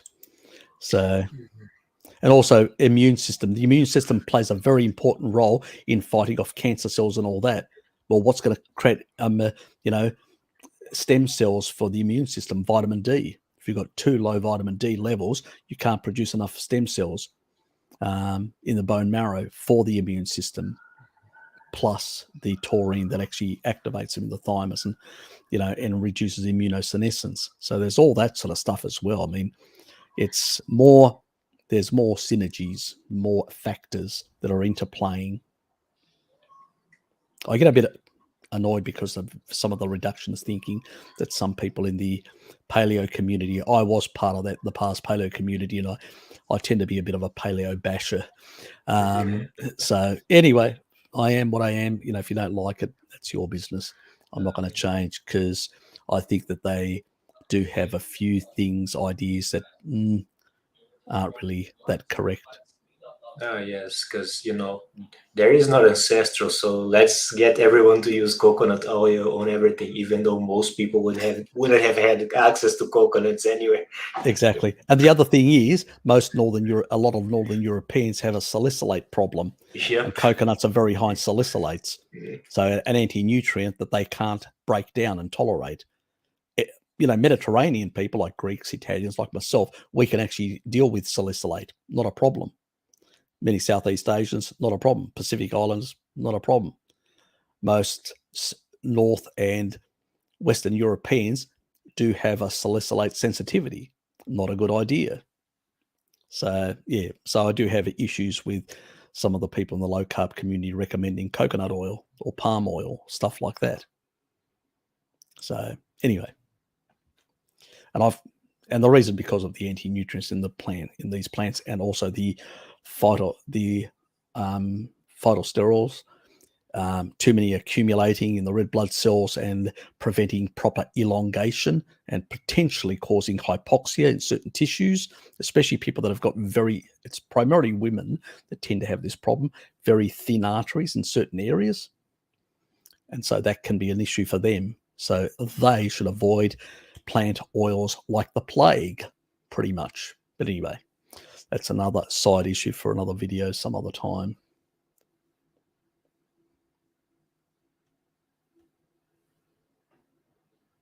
I'm not saying they're incompetent, that they can't help, but I think that some of their reductionist thinking isn't the best for all their clients. I don't think they have all the wisdom that they claim they have. But that's my personal opinion.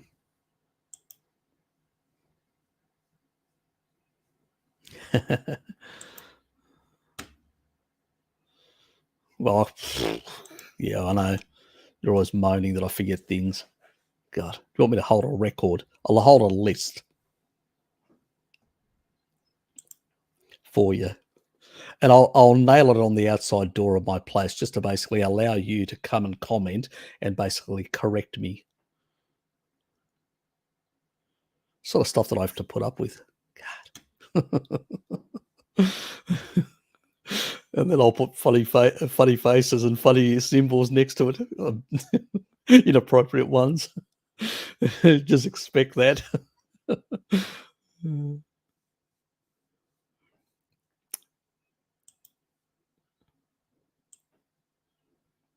must have had some vegetable.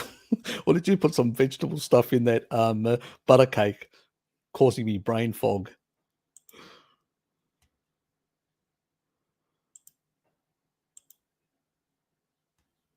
Yeah, we know. He's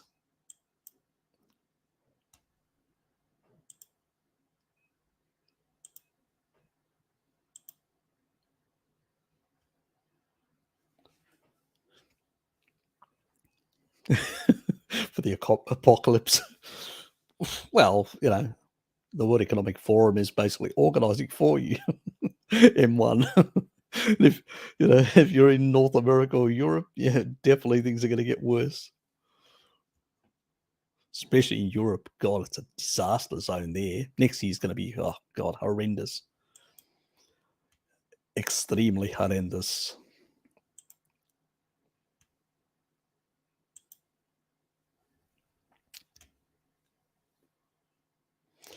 Yes, it does.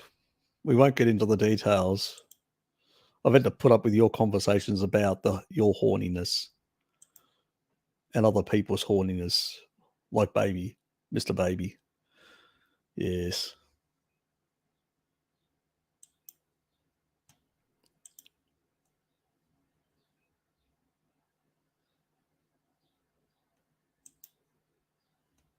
The video we were talking about earlier. Yep. Easy. Richard, good to have you here. Gives you a calm boost also. There's little and a small little pinch of taurine in his coffee to basically give him a boost for the day.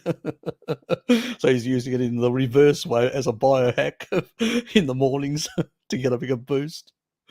Oh, well, if it works for you, why not?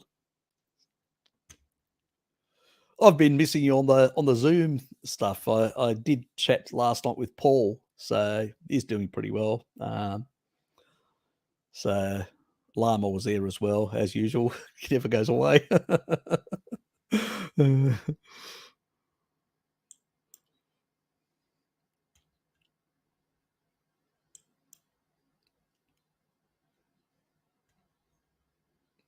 Yes, it does have those positive effects.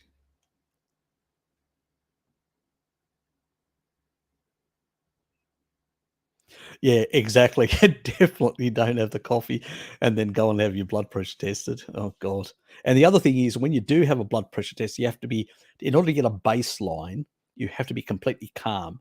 You don't talk, and you have to have your hands at the same, like laid down without being under tension. Your body needs to be relaxed, not under tension, and not talk. And the physician shouldn't be talking to you. You should tell him, if we want a proper reading, don't talk to me. Because that's the way you actually get a proper baseline in a relaxed state to get the proper reading. And because certain foods, and I think even on a fasted, in a fasted state, it is even better because it allows, because different molecules have different effects, and even just general digestion can actually increase blood pressure as well. So there's a whole lot of factors. It's, your readings will vary throughout the whole day. So it's complicated. They make it as if, one reading is enough. No, multiple readings and averaging out is the way to go. So yeah, that's true as well, Richard. Yeah, very good point for Susie. Some people have to lower their coffee for a couple of days in order to have their blood pressure come down. I know Bart had that effect. It was only after, because he was checking his blood pressure, and it was only after about, I think, a week or a bit that he actually noticed a change in a drop in his blood pressure. So it took him a while to clear out, because also, I think the effect when you withdraw from coffee as well, it can increase stress hormones, and that can actually have an effect as well. So that's the other side, and a very good point. Yeah, thanks for that, for pointing that out. Because we want to be complete and precise on these things. Yeah, me neither. I grew up on coffee, Greek coffee and all sorts of coffees, so it's, yeah. But it doesn't affect me because I clear it out pretty fast. So it's good in that regard.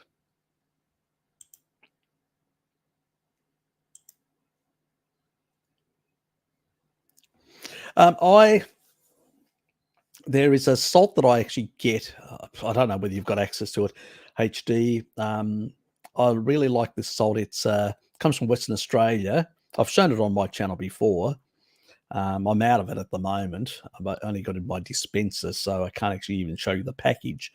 And it's a sort of. I am planning to do a video covering some of these different salt varieties out there. So, I do have a plan of doing that. I was planning early next year, but I may bring it forward a bit and do it earlier. I do prefer. I don't actually buy, or I don't usually recommend Himalayan salts because they can be much higher in certain types of minerals, which isn't a very good thing. I don't recommend. There is an issue. Depends on the quality of the sea salt and where it's being extracted, whether in the northern or southern hemisphere, the techniques and how they're using it in order to mitigate, a certain level of contaminants in the environment. And then there is the other issues like so I have 3 salt varieties that I use. I use a salt that is from Western Australia, which is from a riverbed, and it's like a flake type. So it's got, because it got a certain amount of minerals, it actually got a sweetness to it. And I'll use it for certain dishes that I like to have that sweeter tasting effect on the actual dish. Then there's another one that comes from Western Australia. It's from the northern part of the desert area, and that's from an actual salt lake. And I'll use that, and that's a renewable sort of resource because they only seasonally extract it and then allow it to rebuild up. So I use that. And I also use a sea salt, an iodinized sea salt, which on the days that I'm not eating a lot of like eggs and certain foods, and I'm just having a steak, I'll use the iodinized salt. And the reason for that is to get some iodine in that regard. I'm not, like I must have the other salts because it's going to be, really, meat has a lot of mineral density and all that. So I do like to cover that sort of side of things as well, the iodine side. So I used 3 different salts primarily, and I've shown them on my, I just have them in containers and I don't have the packaging. I threw it out. So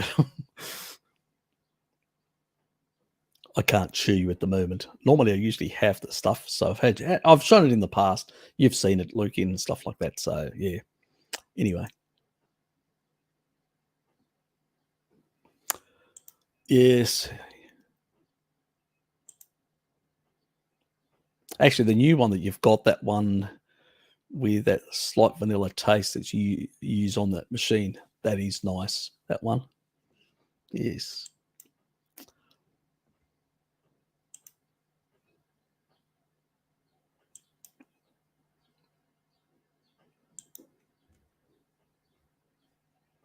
Just tell him our oysters are better. Yeah, I have to say, I do buy New Zealand butter. Yes, I know Australians out there will hate me for it, but I have to say that, look, at least with the New Zealand butter, I know I can be guaranteed that it's grass finished. Some of the Tasmanian stuff is grass finished as well, but it's a bit more pricey. So I go for the New Zealand. Yeah, okay, it's cheaper. If I'm going to use a lot of quantity, I'm going to go for the cheaper, best source. Simple as that. So yes, hate me if you like. If you want to, other Aussies on the live stream, my reply to you is I don't care. just giving you my reply for the haters out there. You can't be buying New Zealand butter. Yeah, whatever. And I do use Northwest Tasmanian cream because it's grass. They don't, because, some cows, especially in America and a few other places around the world, they will feed them some grains, where the ones here in Tasmania, the Northwest, they don't. The ash grove is grass. They actually promote it even on their label, grass eating. Then basically they produce it in their factory, the milk from the cream, and then to the consumer. So there's no sort of grain feeding or whatever, which is good. So that cream, yes, they just produce milk and cream. They don't produce a butter product. So yeah, I don't know what the future's holding, and even if they do, they probably will end up being still pricier than the New Zealand one. So yeah, shit happens. It's just the way it goes. So Tasmania just needs to make it cheaper. Probably the currency exchange rate has something to do with it as well. But anyway, we won't go into that. You guys ask the best questions on this channel and answer you, Harry, for answering them. You're welcome. Yeah, look, I try and encourage people to ask diverse questions and all sorts of things. And I try to, as much as possible, depending on my memory, as Hello Kitty points out, that sometimes it is affected for whatever reason. Maybe from her nagging. We won't go into that. I'll sort of throw a grenade in that direction. She'll probably be slamming on my door after the live stream. What did you say that? But anyway, I like to tease her, so she knows. I think she got a laugh out of it, hopefully. Cross my fingers. Yeah, look, I try to nuance things because a lot of people don't, and they there's genetics. There are a lot of different things. I usually, when I ask people, they ask me questions or leave me comments, I usually ask people, some of the measurements, some of their ancestry, so I can gauge what may be driving some of their symptoms. And a lot of people don't. They treat everybody like a number. And I think that's, you don't, I treat people, you are a separate individual, and I would like to know some of your background information so I can give you the best sort of diagnosis in that regard. And we talk about diverse subject matters, which is good on this channel. We don't just stick to stock standard stuff or products placements. God almighty. I could never do that. I could never really sell. I can sell. Look, I have worked in retail before. I can sell product, but I don't really like it if I don't believe in it. And most of the stuff out there, I just don't believe in. You don't need it. Yes. I will be doing a video covering a lot of that HD, so I won't sort of, because that would be probably 30-minute at least minimum video covering all the different options, maybe even longer, that exist around the world for people. Yes, we are both glad to have you here as well. Me too. In that regard, Paul Saladino said, raw honey's okay. Do you need to ask that question? What do I think? Yeah, it's probably not as bad as the glycating factor in a SAD diet. Somebody on a SAD diet would have a glycating factor of 10 to 1. But somebody on a carnivore diet, on a low carb diet, would have 7 to 1. But it's still bad. It's more glycation than glucose. It may not raise insulin to the same level, but insulin signaling is not the only thing that causes derangements in the body. So. And I think one person asked me about glycosylation. I go, yeah, we can produce through gluconeogenesis enough sugar molecules for glycosylation of proteins in the body. like the glycans around cells and stuff like that, and the pericellular matrix in the arteries that have got little sugar molecules, that sort of glycosylation. But we don't need excessive glycation or advanced glycation end products that really stuff up the, not only the tissue types like sugar and highly glycating sugar like fructose will collapse the pericellular matrix in the bloodstream for up to 6 hours. Not a good thing if you want to avoid endothelial damage and endothelial assault. That's the mechanism. We know the mechanism. You can do it in any animal, humans, rodents, any mammal. You can actually put excessive amounts of glycation in, and that whole pericellular matrix will collapse, which means you've changed the charge. No longer is a negative charge, causing things to repel as they move through, because anything that's in the bloodstream has a matrix around, a pericellular matrix. Okay. So it's hydrophilic.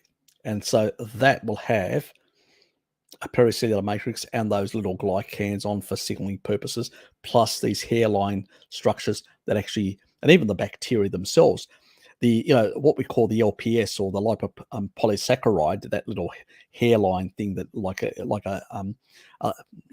little thin, what are they called? They're people that douse, that sword fight with those little thin type of swords. I'm trying to remember the slim lines. It's like that. It's like this little pointy type thing that comes out. Well, that actually creates a negative charge around the bacteria so it can flow and not stick. So, but what happens is it cleaves off and falls down, and too much of that can create reactivity. That's where, the problem lies, because they do shed this little hairline. As long as if it's in the gut, it's not a problem. In the bloodstream, it can be a problem in increasing endotoxemia, plus potentially sepsis too much. But generally speaking, that's the way the things should work. But when you put excess amounts of certain things, well, things certainly derange themselves. So seed oils are a different thing. They cause oxidation.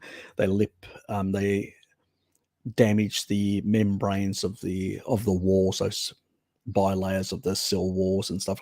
They cause other types of derangements which make that not operate properly, or the cells and things become sticky as well and interacting, and you increase the sort of positive charge and reduce the negative charge. This is where earthing helps bring in more electrons to stabilize tissue, because really oxidation, what it is, the loss of electrons. That's what oxidation is.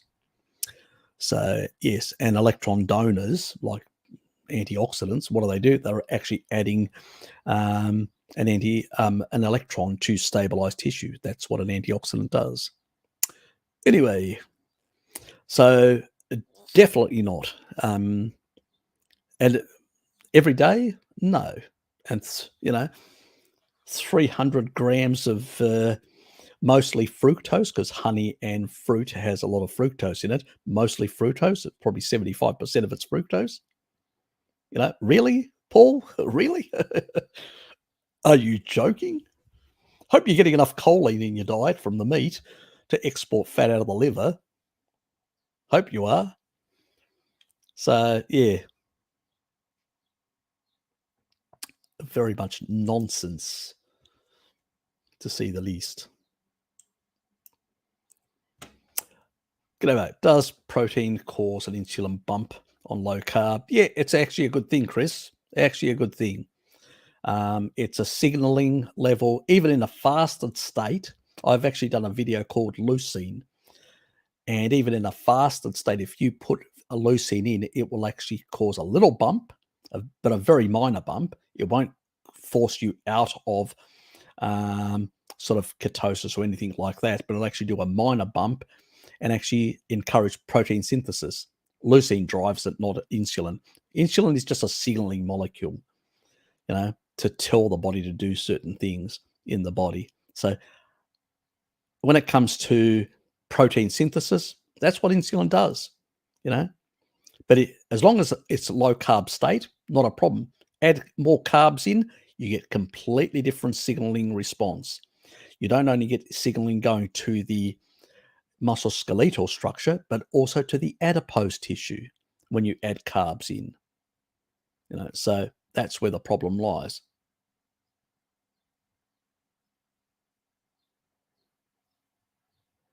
Yeah, exactly. Yeah, precisely. That's the insulin to glucagon ratio. Exactly. That's exact. Yeah, and Bickman's right about that. Completely right. That's the difference with a SAD diet. The complete difference, and this is where the whole. I've done a lot of videos on protein, like very high protein, and all the rat did on 70% protein leaned out like mad. Didn't turn all that to sugar, just actually added more muscularity. But what it does is the rat did have like, I think some of the rats, not all of the rats, on the extremely high 70% protein, some of them were, it was like sleep issues, it was just too much. They were it was taking them too many hours to do that protein synthesis. Because what happens is when you eat a lot of food, that's why we do usually encourage in earlier light. It doesn't really matter. Your stomach can have like a 1 mil OMAD a day and quite a bit of meat and stuff like that. All it will mean is, rather than actually being processed in your stomach and denatured, because that's really what it's doing. Yeah, I know that awful word, denaturing. The stomach does that. Yes, it does. It actually will break down foreign amino acid proteins into simple amino acids, which is very good because that means we're not putting foreign proteins in and creating immune reactions. And we're taking these denatured proteins, the amino acids, and slowly absorbing them over quite a few hours. So we digest in the stomach a big bolus of protein, about up to 4 hours maximum, usually it is.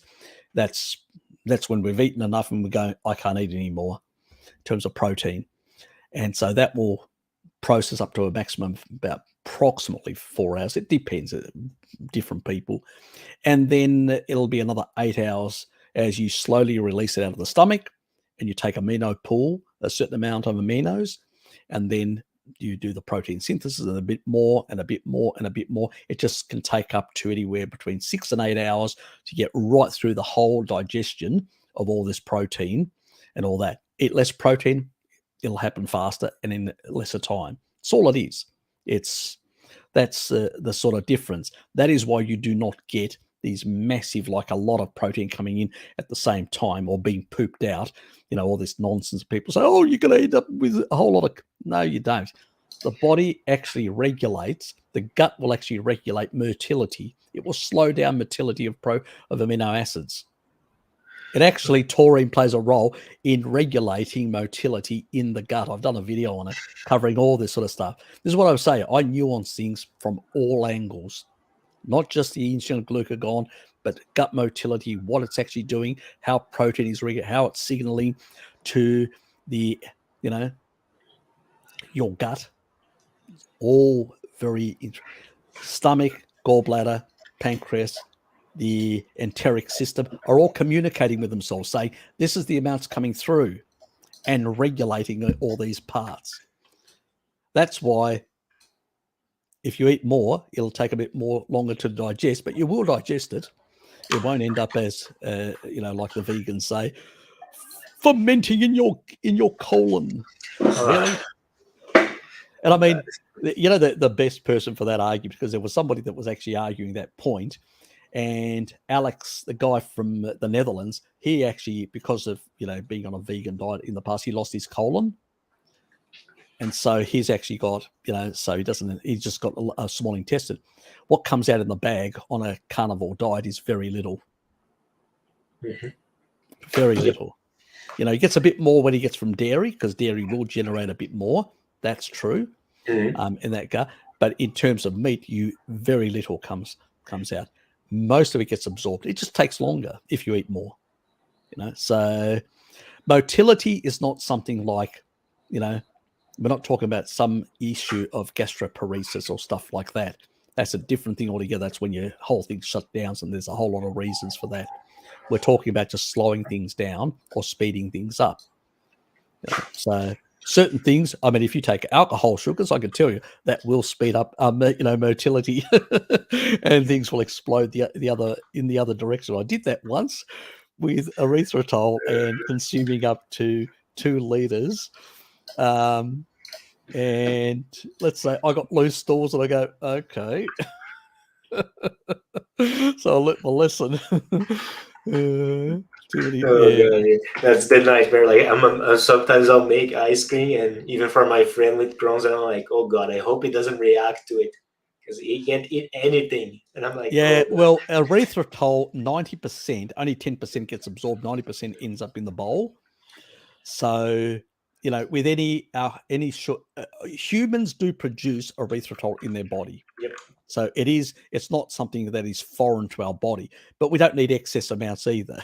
So Yep. you need to sort of be a bit careful not to consume massive amounts of these alcohol sugars, because it's going to cause, let's say, some upset in your enteric system. So your gut is not going to be very happy with you in that regard. But yeah, Chris, I'm very much in agreement with the insulin to glucagon ratio, and this is the reason why. And I'll be explaining a bit more on this this coming week. I'll be doing a video covering some of the nuancing in regards to that, having certain thresholds of sugar and how that affects the whole thing, because people are talking about, well, milk and these other things. And so I think some of that needs to be covered and cleared out, because at the moment it's a bit confusing.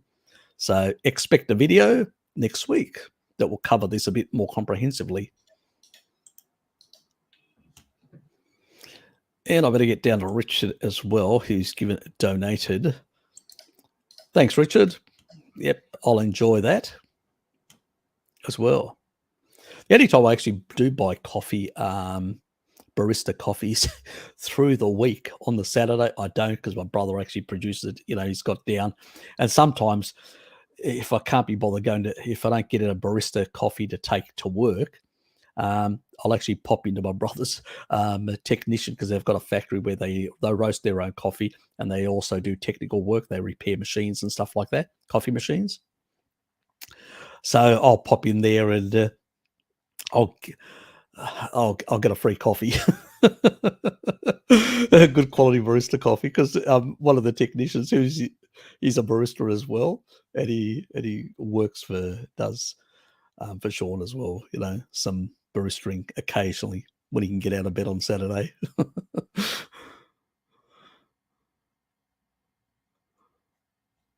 Thanks, Richard. Yes, young people and getting them out of bed after they've had a late night on Friday, turning up at work. But he's a pretty good technician anyway.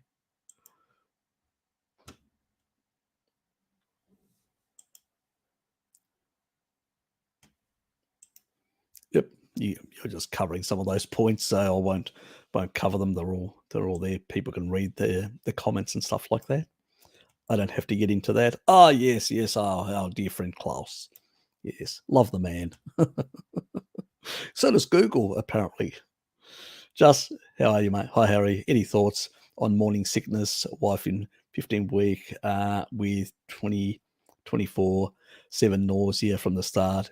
She's been slowly moving from SAD to keto carnivore this year, but is now really struggling to keep at it. Look, that's the problem with a lot of people.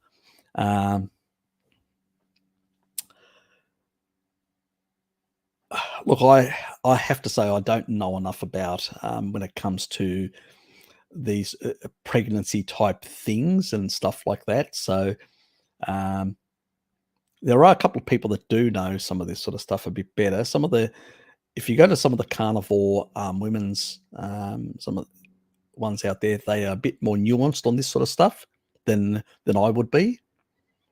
So, and obviously you do have the variable that she's not pure carni or keto and all that. I know ancestral people don't usually have this sort of stuff, but there's a lot of factors in it as well. There's the side of things where, you know, there can be a number of certain deficiencies that can also cause some of this sort of stuff. I know one lady actually used a higher dose, a couple of grams of taurine, and actually seemed to sort of improve things for her. Because you do have a lot of the hormonal systems, a lot of the things in the body going a bit all over wonky, all over the place when this happens. And one thing about taurine is it is a master regulator in the body. Now, I'm not saying that that's the solution for her. You know, I'm definitely not saying that. But I've known that some women that have been pregnant and some women that have been postmenopausal and a few other things like that have had improvements in some of the sort of symptoms. So why not give it a bit of a try and see what happens is what I'm saying.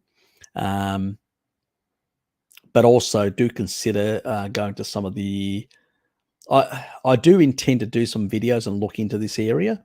At the moment, I've been sort of focused heavily on, cancer and, all these other sort of diseases that people have got that are sort of, I've been treating as priorities, end of life sort of things like that.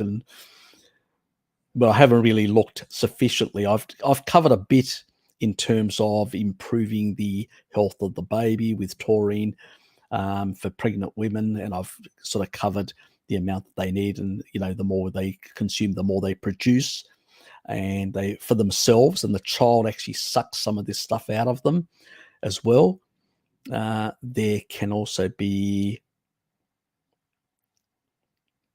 a number of derangements in the hormones, and it seems that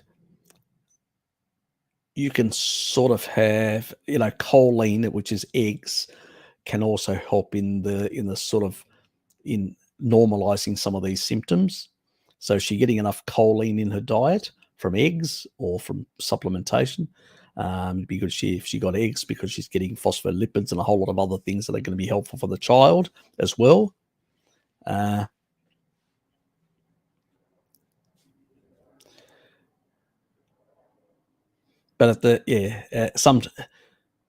but I would say that certain nutritional factors are at play as well in some of these symptoms. We don't notice a lot of this sort of stuff in tribal women. They tend to basically just get pregnant, get on with doing their stuff, and then just pop it out. They don't need a doctor or anyone. And they're on an ancestral diet continuously. So I'd say the closer you are on an ancestral diet, you will feel better. But the exact components and nutrients, there is no real study out there to tell you exactly. All I can say is I've got anecdotes. And this is why I'm saying go to some of these women who have had, like Kelly Hogan and many others, who have had pregnancies and have noticed differences in their diet. And they may know more about, from their N of ones, how they felt with certain things in their diet and certain things out of their diet, is what I'm trying to say. But the closer she is to an ancestral diet, she'll feel better. But as you said, she's struggling to try and keep with it, which sometimes when you're having certain symptoms as well don't help. And she may need to speak to one of these women, because speaking to some old bloke like me, 56-year-old, is not going to really help her. Speaking to someone like Kelly Hogan and all that is a woman that actually will understand her circumstances and all that, and will be able to advise her. It's probably felt, somebody that's had a child inside them will feel that, will feel certain things in their body. And somebody who's actually had that experience is going to have far more knowledge than I, that, and even somebody that identifies as, what. Anyway, we'll leave that for another day. So sorry I couldn't give you more information, but I could only give you sort of those generalities. unfortunately.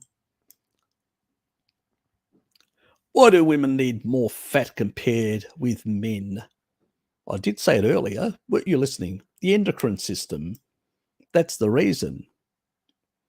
Most people don't know, when women are given oral estrogen, guess what happens? Your cholesterol goes down. Your LDL cholesterol goes down. So what do you think is being used? Women also produce 630,000 nanograms, where men only produce about 53,000 nanograms. So your hormonal requirements, your cholesterol requirements, and fat requirements as a consequence, because fat does help with that side, is going to be higher because your endocrine system requires more. Simple as that. It's not complicated. And we've got mechanistic studies. Estrogen, infuse it into a female, LDL goes down. It's using more. Far more than people on males. So for males, we don't need as much because we don't produce as much, and even for our testosterone and all that, we don't use as much fat or cholesterol. But women definitely need more. That's why men can actually tolerate, higher protein and less, less fat, much better than women. Again, it's hormonal. And that's just one example that I gave you.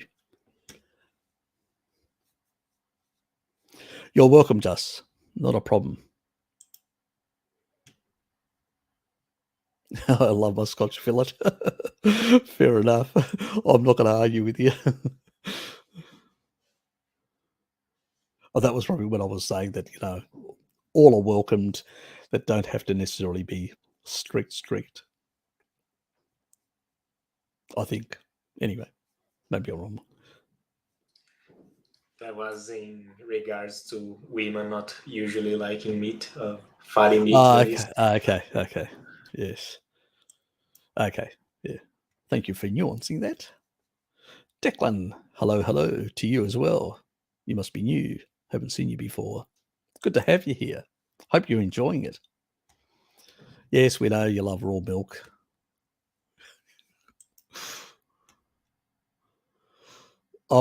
See how I avoided making any other further comments about raw things? Yeah, anyway, I'll move on.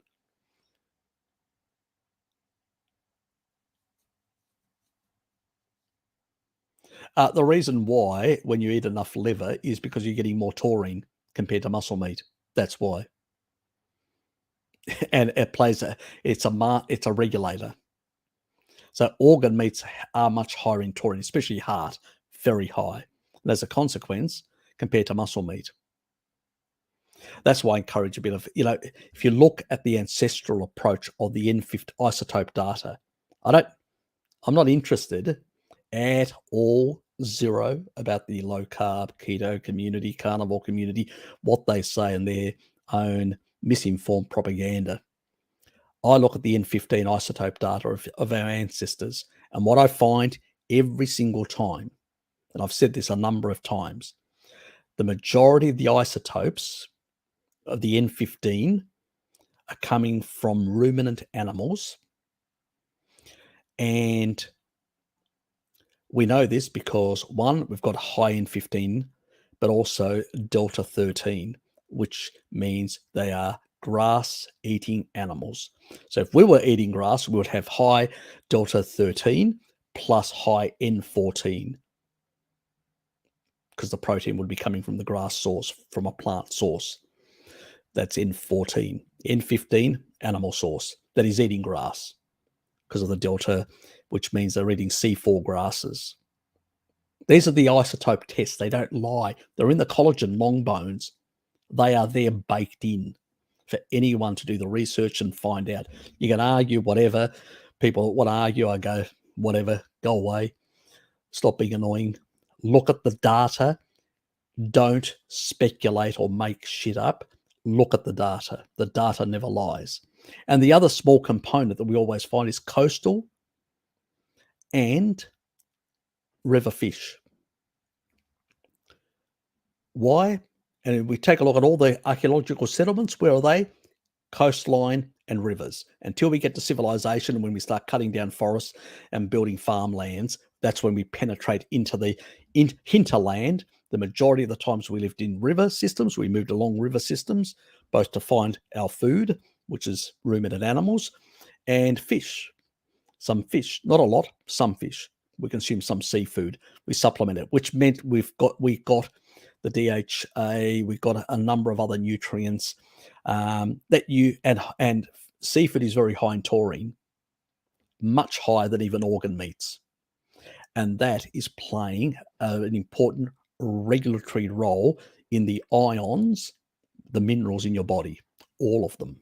And I've actually discussed about iron deficiency anemia. Give taurine to young girls in Palestine, in the Gaza Strip.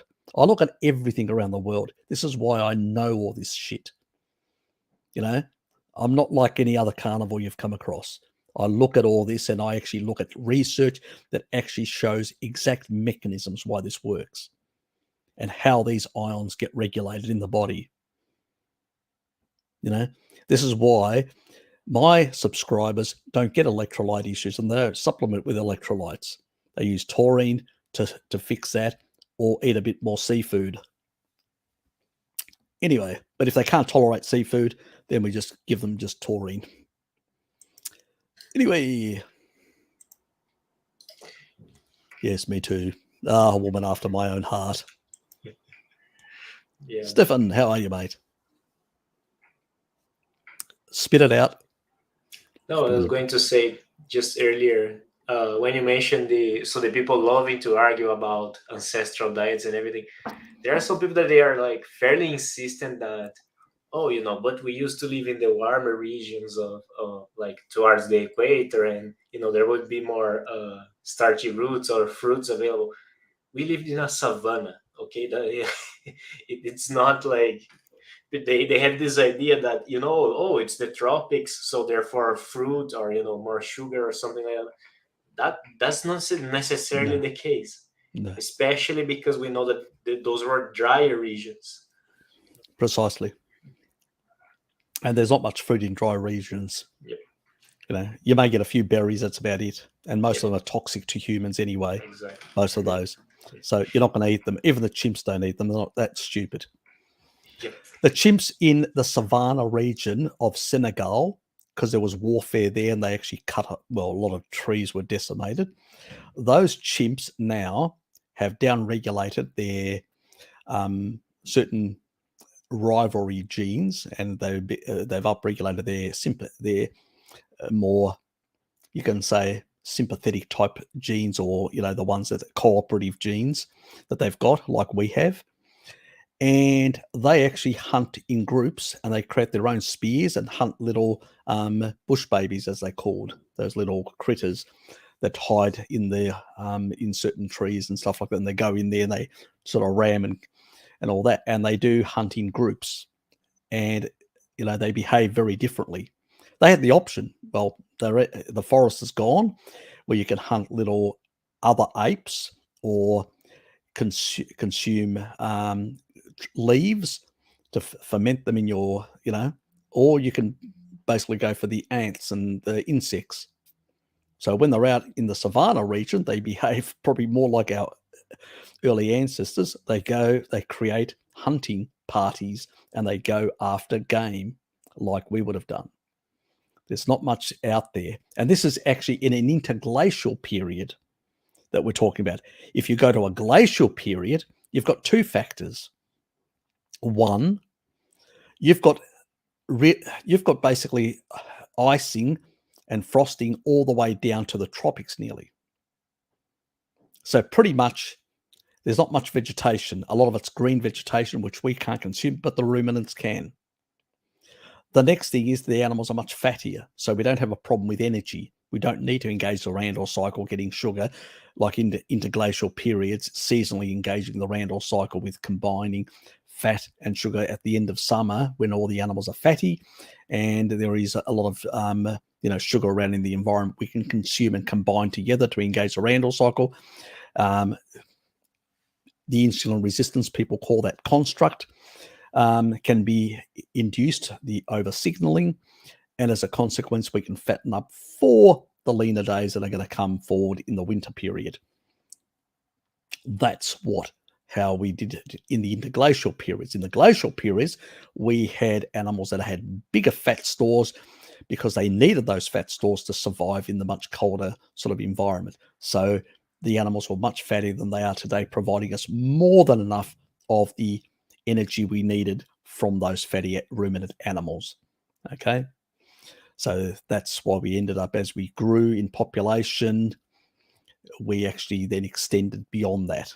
The other thing that many people don't understand, a lot of the humans that came out of Africa and large parts of the where they actually emerged was in areas like Ethiopia. Has anybody heard of a thing called the Ethiopian Plateau? That's an elevated part. It's not down at sea level. It's an elevated part of a large, that plateau is quite high plateau. In glacial periods, it's quite cold. Even in now interglacial periods, it's sort of drier and cooler compared to the coastline. So, and we're talking about, this is where most humans originated and where most of the archaeological evidence indicates that. So I'm going, it's tropical? Really? Are you serious? Really? So I don't fall for that nonsense because I know the topography. I'm a cartographer. I know the topography and stuff. I've studied these sort of things, So that's also nonsense completely in that regard as well. So that covers that sort of point, which people talk about. The other thing is most things in the environment, even in the tropical regions, are toxic to humans. There's very little. Without domestication and reducing the toxicity of these plants, we couldn't consume them. And in the past, before we had fire 1.5 million years ago, these were out of bounds, like tubers and all that were toxic. Without fire, forget it. We evolved for over a couple of million years. By the time we got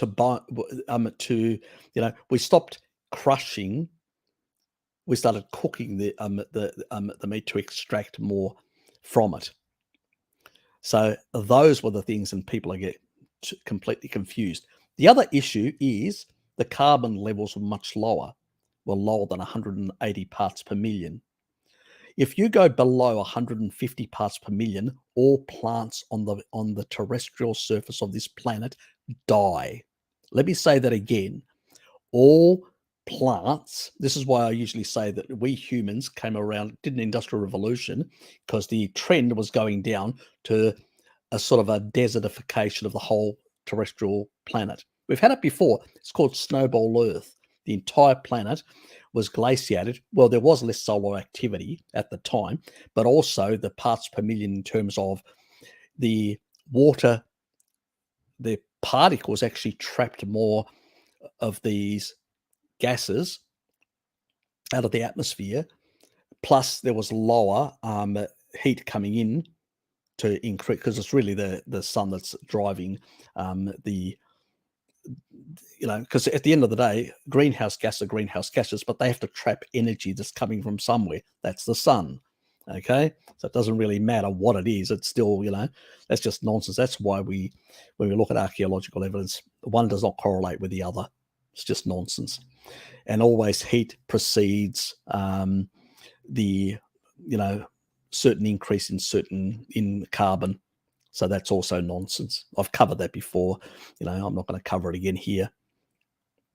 But we save the planet. Everybody should love us for putting out more carbon and saving the planet. But in that older period, the parts per million was much lower. It was lower than 180.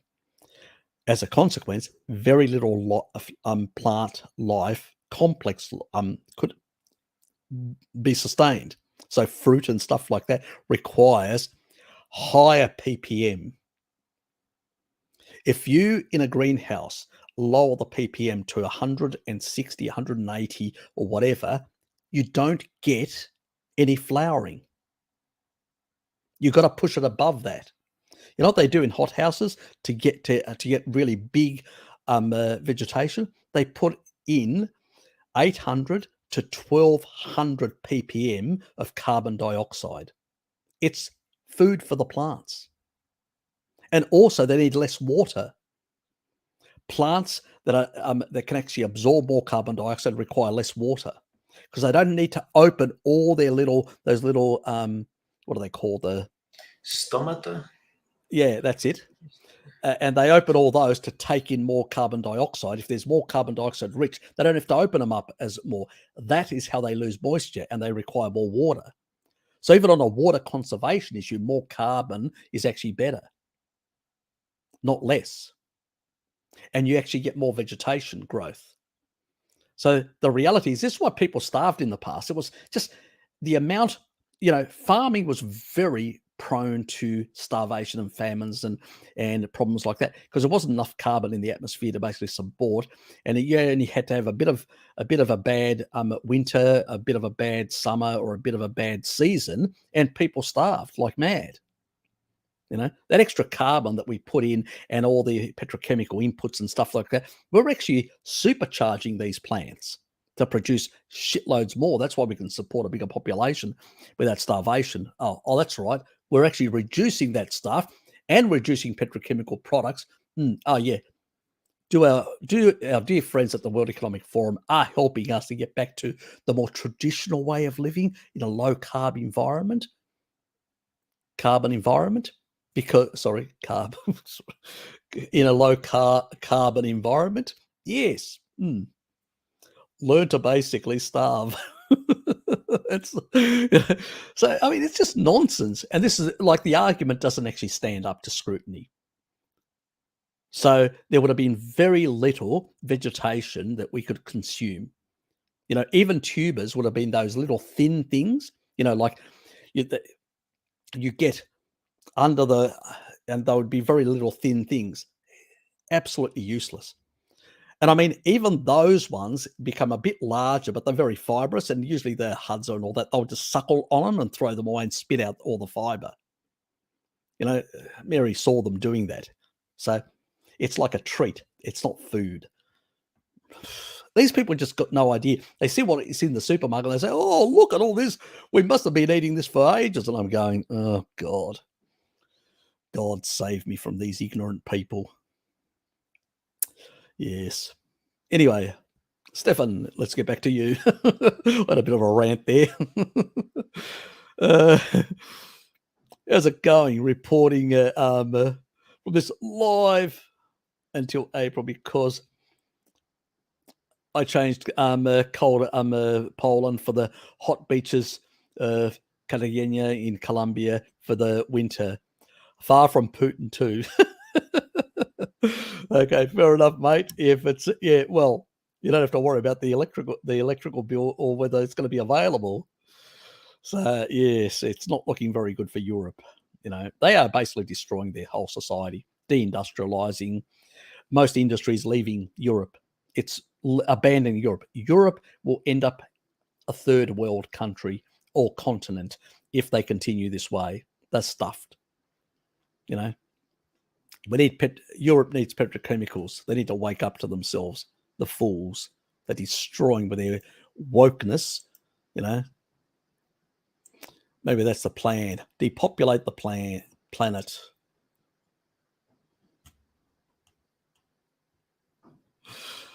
I better put that up on screen and share that. I'm still getting used to this damn thing with this sort of presenting because I've changed the damn whole thing to presenting now, and I'm going, meat plus fruit is optimal, says Paul. Like a hole in the head, says Harry. Just the subtle edit to his face, the googly eyes. Look at his sort of facial characteristics and all that. Paul's much younger than me. I'm 56. He's what's he in his 40s now, isn't he? Yeah, close to that. Yep. Yeah. So he's something like more than a decade younger than me. And, it doesn't seem to be doing him a lot of good. And it's going to get worse as he goes along doing this sort of stuff to himself. Obviously, for a very long time, he's been eating much more sensibly with a nutrient-dense animal-based diet. And just recently, he's sort of lost the plot. But, that's just, we'll keep an eye on how he progresses and, as he does his little experiment on himself. As I think Ken Berry actually pointed out, you're doing an N of 1 experiment. In 10 years' time, we'll know whether you're right or not. Yeah, exactly. I don't need that experiment. I know he's wrong because there's plenty of research about glycation. There's plenty of research about deuterium. High deuterium foods are going to damage your mitochondria. There's plenty of reason. I don't need to wait to see Paul go downhill, So I don't wish it on any person. I don't personally wish it on any person, and it's not me. I don't get any satisfaction. I don't think Bart does. I don't. We don't. He had so much to contribute, and he's been a disappointment to our community. Mm-hmm. And he could have basically contacted people like me, Bart, and all that, and had discussions about these issues. Yes. But he just basically decided to, I'm going to do something crazy. I'm going to join the Repeat Club and start guzzling down sugar. And really pro-metabolic. But to those people that say, oh, he's out in the sun a lot. Yes, but that is not supposed to happen, even to fair-skinned people. Yep. Even if you're out in the sun a lot, if you have the right diet, it will support your skin. You won't be looking like Precisely. that. Yeah, that's exactly right. So if you're getting enough niacin from pork, which he avoids like the plague. Yes. And pork is high in niacin.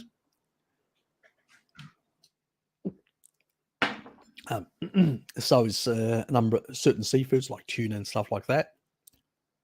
That has a protection against UV. From eggs, from occasionally from the fat of animals like dairy and stuff like that, you're going to get, plus from some of the fats from the ruminants as well, you will get some retinol, and that also retinol regulates the matrix metalloproteinases in the. Now, what actually increases matrix metalloproteinase in the skin, that actually this sort of where you start of which excess MMPs produced in the liver, they actually cause more collagen breakdown, including the skin, connective tissue, and many other places. What does that mean? If you're eating too much fructose tends to actually increase MMPs in the liver. So you're overexpressing.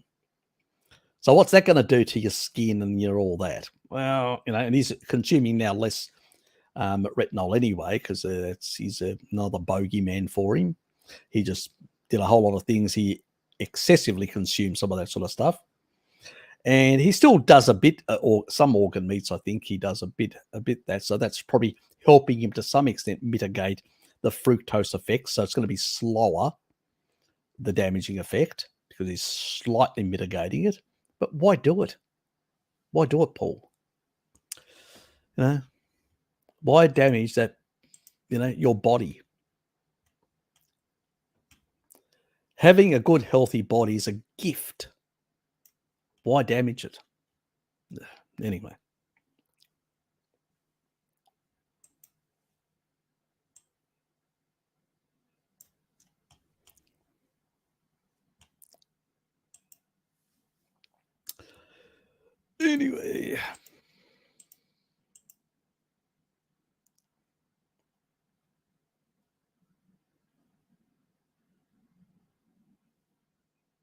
Oops, another question down here.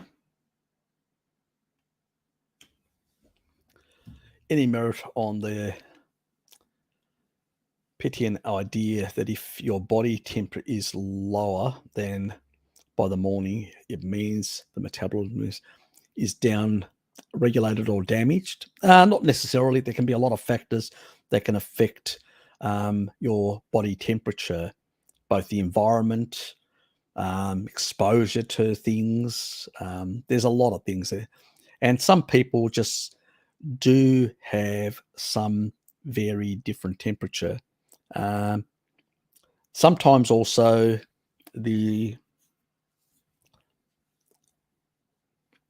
what I've found is I usually, with people, not enough movement can actually have an effect as well, because your circulatory system actually improves with movement.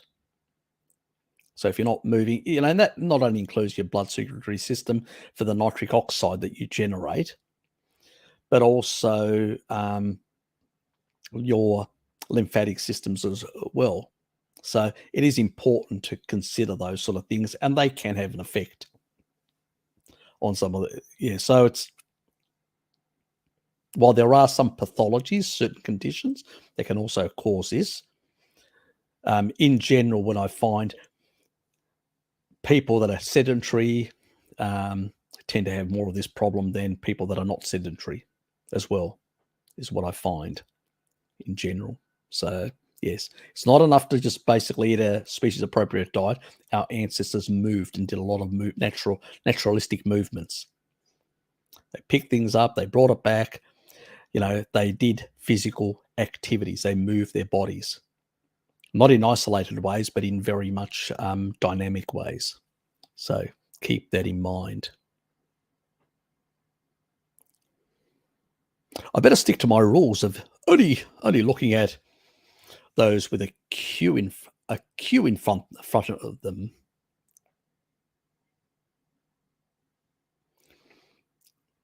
So yes, you may have to put your questions back in if you're asking questions.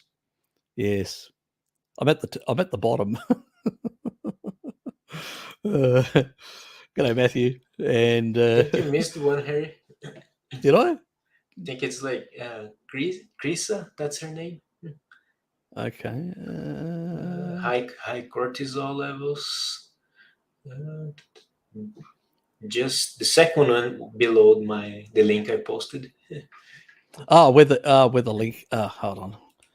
Have I gone past it? What am I doing? Yes. I did. Sorry about that. Thanks for picking that up. I'm No problem. losing the plot. Hello, Harry, Chris, everyone. I have high cortisol levels. It makes me wake up at night. It's 4 a.m. here, and I'm high fat and take magnesium glycinate. Probably don't need the magnesium, but 15 grams of taurine. That's quite a bit. I stopped working out, weightlifting. It's also a question of what time you're actually taking the taurine. You shouldn't take it far too late. You want to be taking it in the early evening. So that's when you want to be taking the taurine. I don't know why you're doing 15 grams. I've never recommended so high unless somebody's trying to deal with certain conditions in particular. Maybe I have and I've forgotten about it in that regard. But at the same time, I would pretty much have a bit in the morning in terms of taurine to regulate some of the other hormonal systems in the morning, like probably 2 grams. Then in the midday, probably another 2 grams. And in the evening, I'd be taking the majority of it. Because what it does is, as well, when you take a higher amount in the early evening, it will bring down cortisol, it will increase melatonin, but also it actually increase sleepiness. That means you'll start feeling drowsy. It actually has a drowsing effect. So if you're spreading it out all day, not a good idea. I usually tend to have most of mine. I usually have about 6 grams, and I usually have 2 midday or afternoon. If I'm having training, I'll have a bit. I'll split it. But if I'm not, I usually have it midday, and then I'll have 4, around about 6 to 7 o'clock, and then I'll put my blue blocking glasses on to minimize the amount of blue light exposure, because blue light exposure can still raise cortisol in the evening. Some people are more sensitive to blue light than others.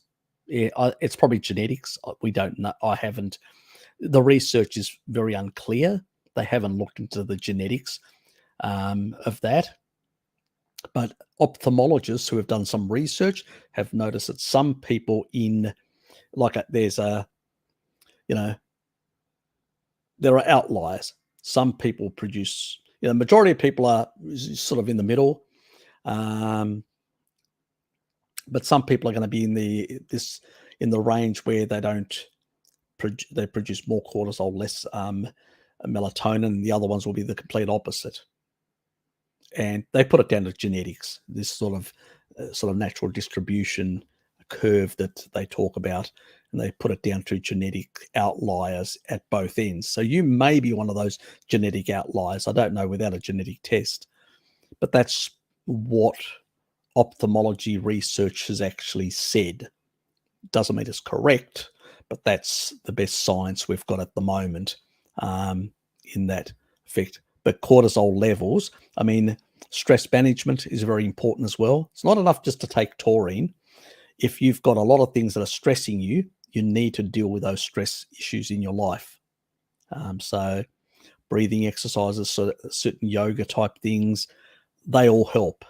So you need to basically do these sort of things to help improve your cortisol levels. But the big ones are don't eat late at night. Try and eat within daylight. You shouldn't be eating after 7. Generally, you should not be eating. Okay, for social events, I do it as well. But for general eating, you should be, your last meal should be 7:30 the latest. So you provide your body with enough time to digest, and as you're down regulating the digestion, and it should be a light meal as well in the evening. As you're digesting, then you can allow your body to slow down and down regulate the digestive tract, and then focus on preparing you for sleep. So that's really important. So it is a matter of, I don't know your circumstance. You may have children, you may have a lot of things that do tend to stress you or put you in this sort of, rushing around like mad, trying to, sort things out. Those can be issues and all that. But sometimes once you've dealt with those things, find a quiet place and go and actually do some breathing exercises. There's a lot of stuff you'll find online about yoga breathing exercises you can do. And these sort of deep breathing exercises can actually, increase your parasympathetic. It can calm you down, and that will actually improve your sleep quality as well. So it's a lot of these sort of things. Just taking a supplement is not going to counteract if you're wired, in a sense. You need to basically try and deal with that as well. And you should never do, if you're doing any weightlifting and stuff like that, you still can do it. But you should do it in the late afternoon, like, around about 4 o'clock. You shouldn't be doing it in the evening, or in early hours. Some level of exercise is fine. Even my dad, he sleeps like a baby. Well, that's what he tells me. I just tell him he's a baby, but anyway, won't go into that. And he'll do some exercise in the morning, lift some weights for a couple of minutes, 15 minutes, and he'll do some around 4 o'clock in the afternoon. So twice a day and all that, and it doesn't affect his sleep quality at all. So,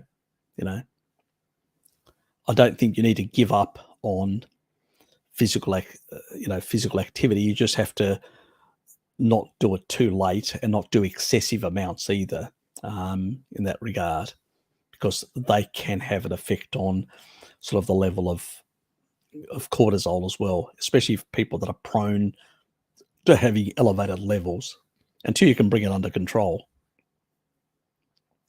But taurine does normalize it generally. But as I said, you really need to look at your own sleep hygiene, which is blue light. and the other part is your own stress management. So you can take all the supplements in the world. If you're not managing your stress, it's going to be a problem. So keep that in mind. Now, Scotty's here. G'day, Scotty. Good to see you, mate.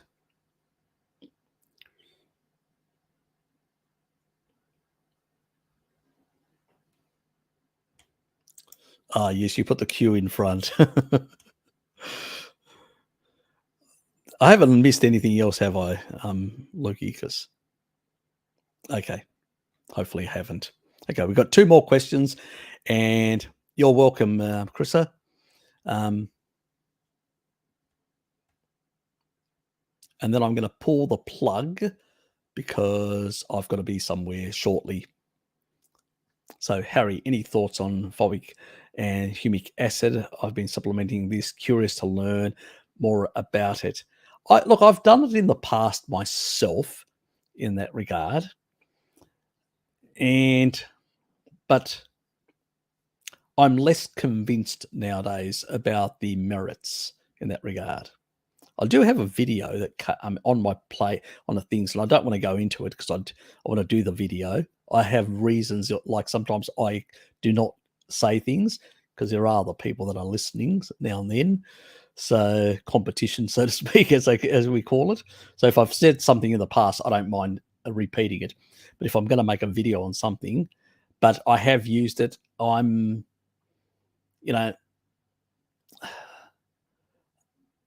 I don't think necessarily there's any great benefit as is touted in that regard. Because as I always say to people, show me the actual mechanisms, the physiological mechanisms, how this is doing this or that. There's a lot of hormetic things that we do. But as I say, for hormesis, I can do exercise. I'm using that as an analogy, as an example. But yeah, wait for my video. It will be probably, I think it's earmarked in my January list, I think, in my January list. So it will be available then, I think. I need to check. And sometimes I can be behind trying to make some of these sort of things. And sometimes there's new issues that pop up, but I have to answer them because they are bugging me. They get under my skin and not a problem, Matthew. Yeah, they bug me and I have to basically just make a video like I did last night. Somebody was talking about, the Polynesians, and I go, I know about this. I need to make a damn video. God, I'll end up making one about the Japanese and the sumo wrestlers. Yes, you can. You undereat at 80%. That's why you don't look like sumo wrestlers, even though that you have those genes. Anyway, it's my proclivity to basically have to cover these issues comprehensively because nobody else is, and it's annoying. I was losing weight on regular carnivore despite high fat and food amounts and very hungry. Slowly regained weight with PKD food amounts. I miss smashing huge steaks. Can I do that somehow? Yes, you can. Yes, you can definitely do that. It would leave me a comment and explain to me exactly what your situation is, what your health issues are, and stuff like that. So I've got an idea exactly what is driving some of your thinking and what interventions and stuff like that. And then I will really give you a really good strategy of how to go about certain things. Without enough details, it makes it hard for me. Anyway, guys, I'm going to leave it there. I do answer the comments quite, anybody that knows me. Look, I occasionally miss stuff. I go back months later and I'll go right through my comments and go, which did I miss? And I'll go through and I'll take a look. And usually, I know some people come across and go, oh, shit, Harry answered this after so many months. Yeah, I do go back and take a look and see what I've missed and what I haven't missed. So at some point I will get to you. It's just that sometimes, I get a lot of stuff, and then I'm watching my own stuff, some stuff out of Greece and geopolitical stuff and whatever else, and that I find interesting, and I'm constantly this. There's a guy out of Greece that I actually watch.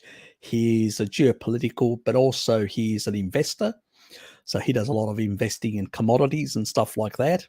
So, primary agricultural goods and stuff and he's basically saying these people are just crazy. Most of the actual companies are fertilizer companies. I was going to bring all this up in the live stream, but I'll just quickly touch a bit on this. A lot of the fertilizer companies in Europe are moving to North America and elsewhere.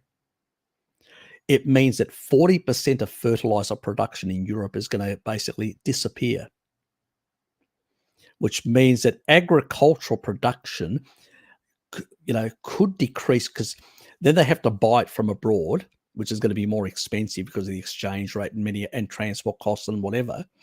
So it has the potential of affecting 25%, maybe 30% of agricultural output on the continent in Europe. We're talking about potentially up to a third of the food supply.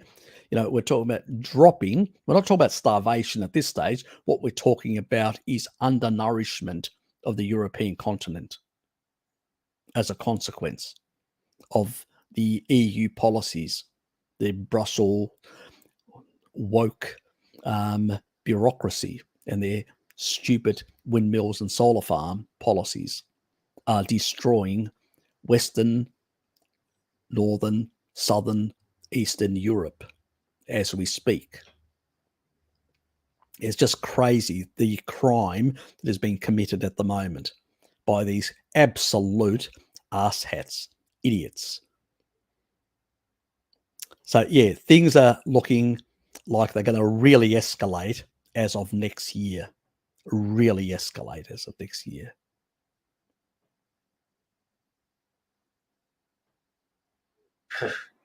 But that's something to look forward to.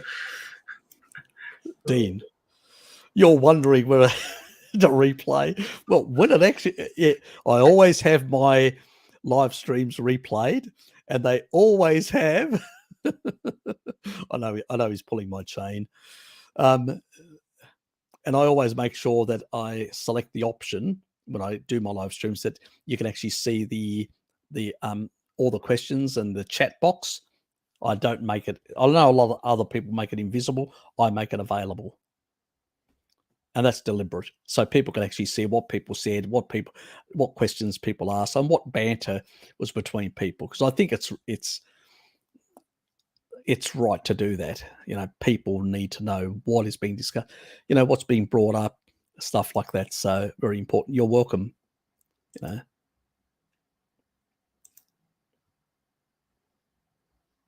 Yes.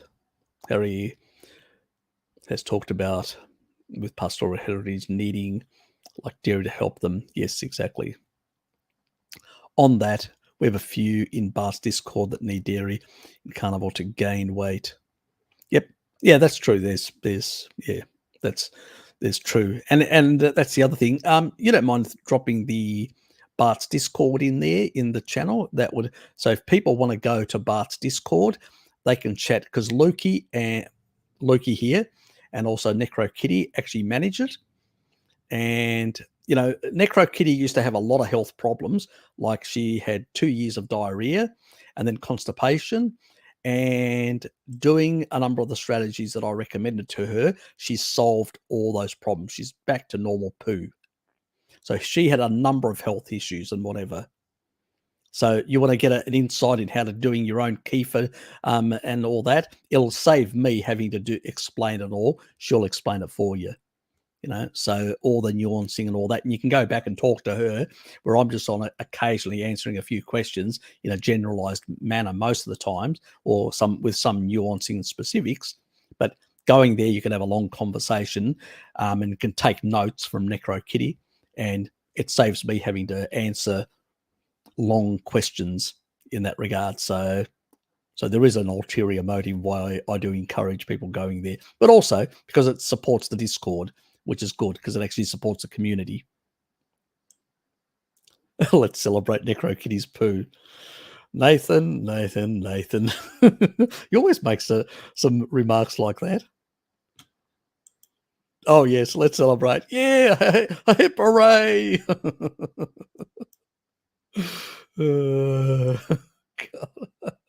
Lots of Japanese do have some Mongolian, but nasty curry. Hey, all of them up there in that region, which Korea, that northern part, Manchuria and all that, they're all very similar related. And they have, so that's how they flowed into Japan anyway. So, yes, they may culturally have diversified, but yes, they should check their genes and they'll realize it's not much closer than they think. Oh, you don't have to apologize. Good to have you here. But you're late. Dusters. Now, go into the corner and tap yourself on the bum for being late. Anyway, guys, thanks for being here. I do appreciate everybody turning up. And basically all your questions, stuff like that, because you guys make this live stream happen. It's your questions. It's your interaction with me, with Lukey, with, people in our community where we learn more and we provide information. And there's a lot of N of ones because let's be honest, the research is not comprehensive. We know the N15 data shows that our ancestral way is the way to go. But even with dusters, okay, I won't make the other remark. Thanks, mate. Yeah, everybody have a good day as well. I hope you're enjoying the remainder of your weekend. And obviously people in North America that you're on Saturday night, so you've still got another day. I'm Sunday morning, so I've got the remainder of the day. That's freaking rainy outside. Great. Need a brolly. Luckily, yeah. So anyway, our weekend's a bit funny. Yesterday it was supposed to rain in the afternoon, didn't, which was nice. So I was able to do a nice long walk without any issues. But today, so one can't have everything. Definitely take care. And thanks for being here. Go to the Discord, speak to Necro, get the protocol down pat so I don't have to repeat it. Probably have to make a video at some stage, but anyway, it's another video to make. Always forget these things. I've covered most of those points in all those other videos. It's just, as I said, I need to make a comprehensive one to bring it all together. But then again, maybe I should leave them to go and look at the playlist and go through all the entire video so I get more views and more likes. Being selfish. Look at more of my videos, Dean. You'll get all that information. Or go and speak to NecroKitty if you on the Discord if you want to not support this channel by viewing more of those videos. Yeah, see you, Scotty. Good to have you here, mate. Do you want explosive or just intermittent? Discrete. We can calculate it using discrete mathematics. Oh god. A batch process. That's it. Anyway, guys, thanks for being here. See yous. We're out of here. Stay well, everyone. Just general dribble, Harry. Some people think that's all comes out of my mouth. They are the goons, so we can ignore them. Verbal diarrhea. That's it. You know me. I'll take a swipe even at myself just for a laugh. You can't take yourself too serious. I used to, you know, and that's you learn, you know, the way to not really get stressed and be cool and enjoy life better is just, we're only here for a short time. Let's not make it painful by worrying about everything, you know. So Yeah. anyway, out of here. See you guys.